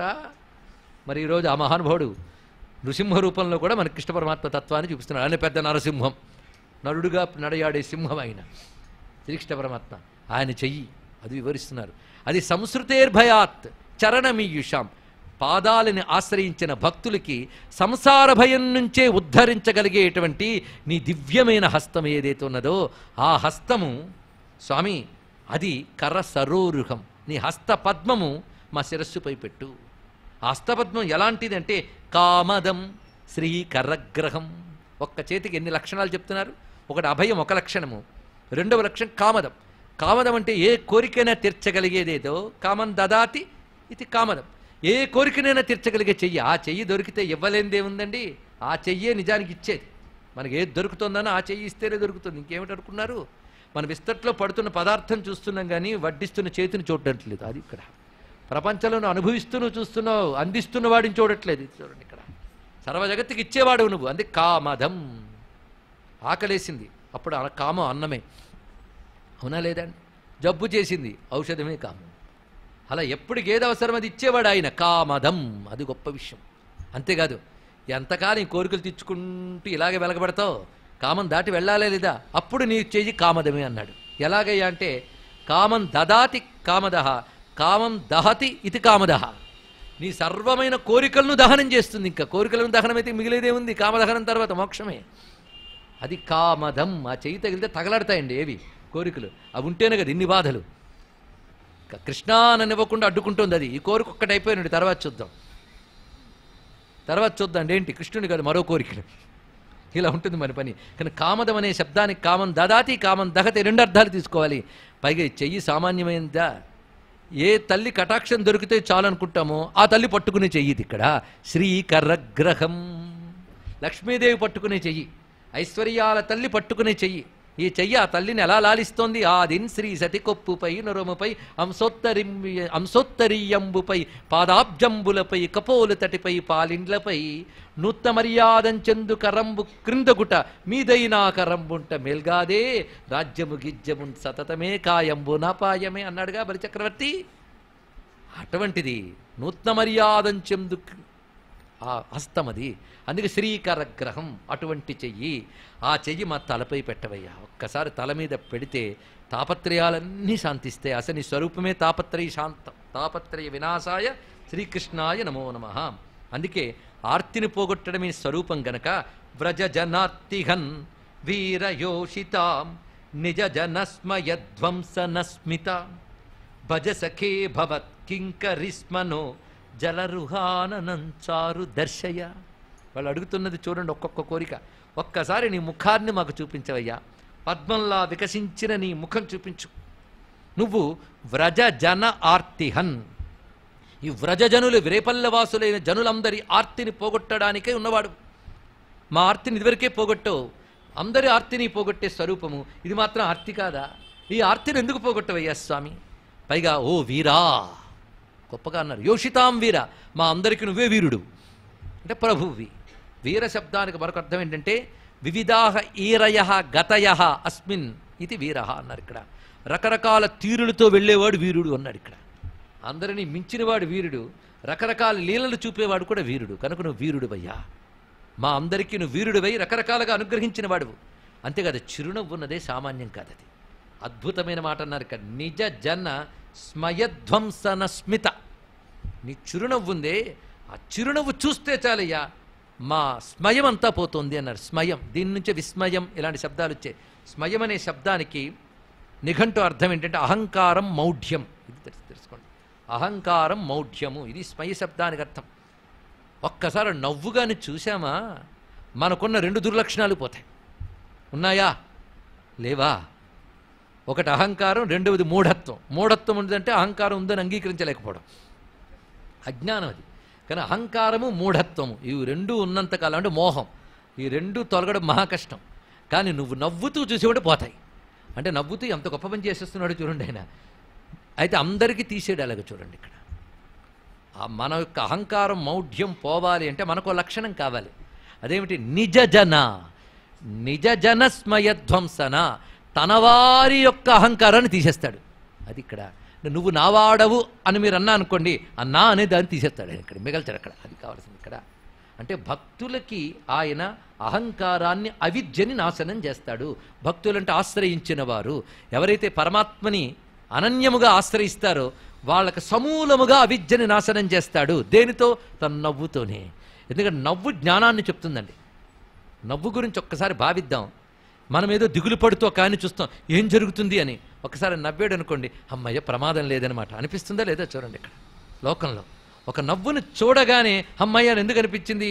ఆ నవ్వులోంచి ఒక అభయం వచ్చింది. నేను చూసుకుంటాలే అన్న లక్షణం కనబడింది. ఏంటయ్యా పిచ్చి కానీ ఏముంది అందులో అనే మాట కనబడుతుంది. ఒక్క నవ్వు ఎన్నిట్టి చెప్తుందయ్యా. అందుకే మన నవ్వు కేవలం ఆనందాన్ని మాత్రమే చెప్తుంది, పరమాత్మ నవ్వు జ్ఞానానందాన్ని చెప్తుంది అన్నాడు ఇక్కడ. ఆ నవ్వు జ్ఞానానంద భావాన్ని చూపిస్తుంది. ఎప్పుడైతే జ్ఞానం అనే ప్రకాశం నవ్వులోంచి విసిరింపబడిందో వెంటనే నీ యొక్క స్మయం పోయింది. అంటే నీ అహంకారము మౌఢ్యం అనబడి అవిద్యా లక్షణములు ధ్వంసమయ్యాయి. అందుకే భగవంతుడు నవ్వుని ఎక్కువ ధ్యానిస్తారు పెద్దలు. దరస్మేర ముఖాంబుజా ఎన్ని మార్లు అన్నాం. కావ్యకంఠ వాసిష్ఠ గణపతి ముని ఉమాసహస్రంలో ప్రతి స్తబకానికి నవ్వుని ధ్యానించాడు. మూక కవి మూక పంచశతిలో అమ్మవారి నవ్వుపై మందస్మిత శతకాన్ని ఇచ్చాడు. మందస్మిత శతకం ఆఖరండి. ఆ తల్లి అనుగ్రహం అంత గొప్పది ఇక్కడ. ఆ తల్లి నవ్వున్నదే, ఆ నవ్వు లభిస్తే అన్నీ లభించినట్టు ఇంకేం కావాలి ఇక్కడ. మందస్మితం అంత గొప్పది ఇక్కడ. ఆ చిరునవ్వు చాలు. ఆ చిరునవ్వు భక్తులకి నిజ జనస్మయ. అంతేగాని దుర్యోధనుడు చూసుకుంటూ నవ్వాడు, ఆయనకి ఏం పోలే, అక్కడే ఉన్నాయి. కానీ భక్తులను చూసి నవ్వున్నదే ఆ భక్తుల అజ్ఞానం మొత్తం పటాపంచలైపోతుంది. ఎందుకంటే భక్తులు ప్రీతిపావంతో చూస్తారు కదా, పాజిటివ్ థాట్తో ఉంటారు కనుక వాళ్ళకి అనిపోతాయి. వీడి నెగిటివ్ థాట్, వీడికి అసలు ఆ కాంతి లోపలికి రావడం కష్టం, నెగిటివిటీ అడ్డుకుంది వాడికి, తెలుసుకోండి ఇక్కడ. అందుకే నిజ జనస్మయ ధ్వంసనస్మిత భజ సఖే భవత్కింకరీహి. ముందేమన్నారు? దాసులు అన్నారు, ఇప్పుడు కింకరులు అన్నారు.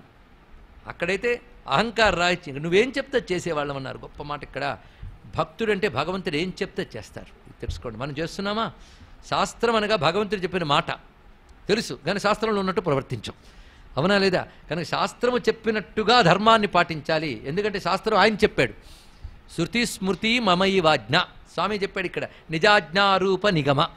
కనుక వేదము ధర్మశాస్త్రములు ఆయన చెప్పిన మాటలు, ఆయన చెప్పిన మాటలను పాటించాలి. అంతేగాని ఈ ధర్మం పాటిస్తే నిజంగా గొప్పగా ఉంటుందా అండి?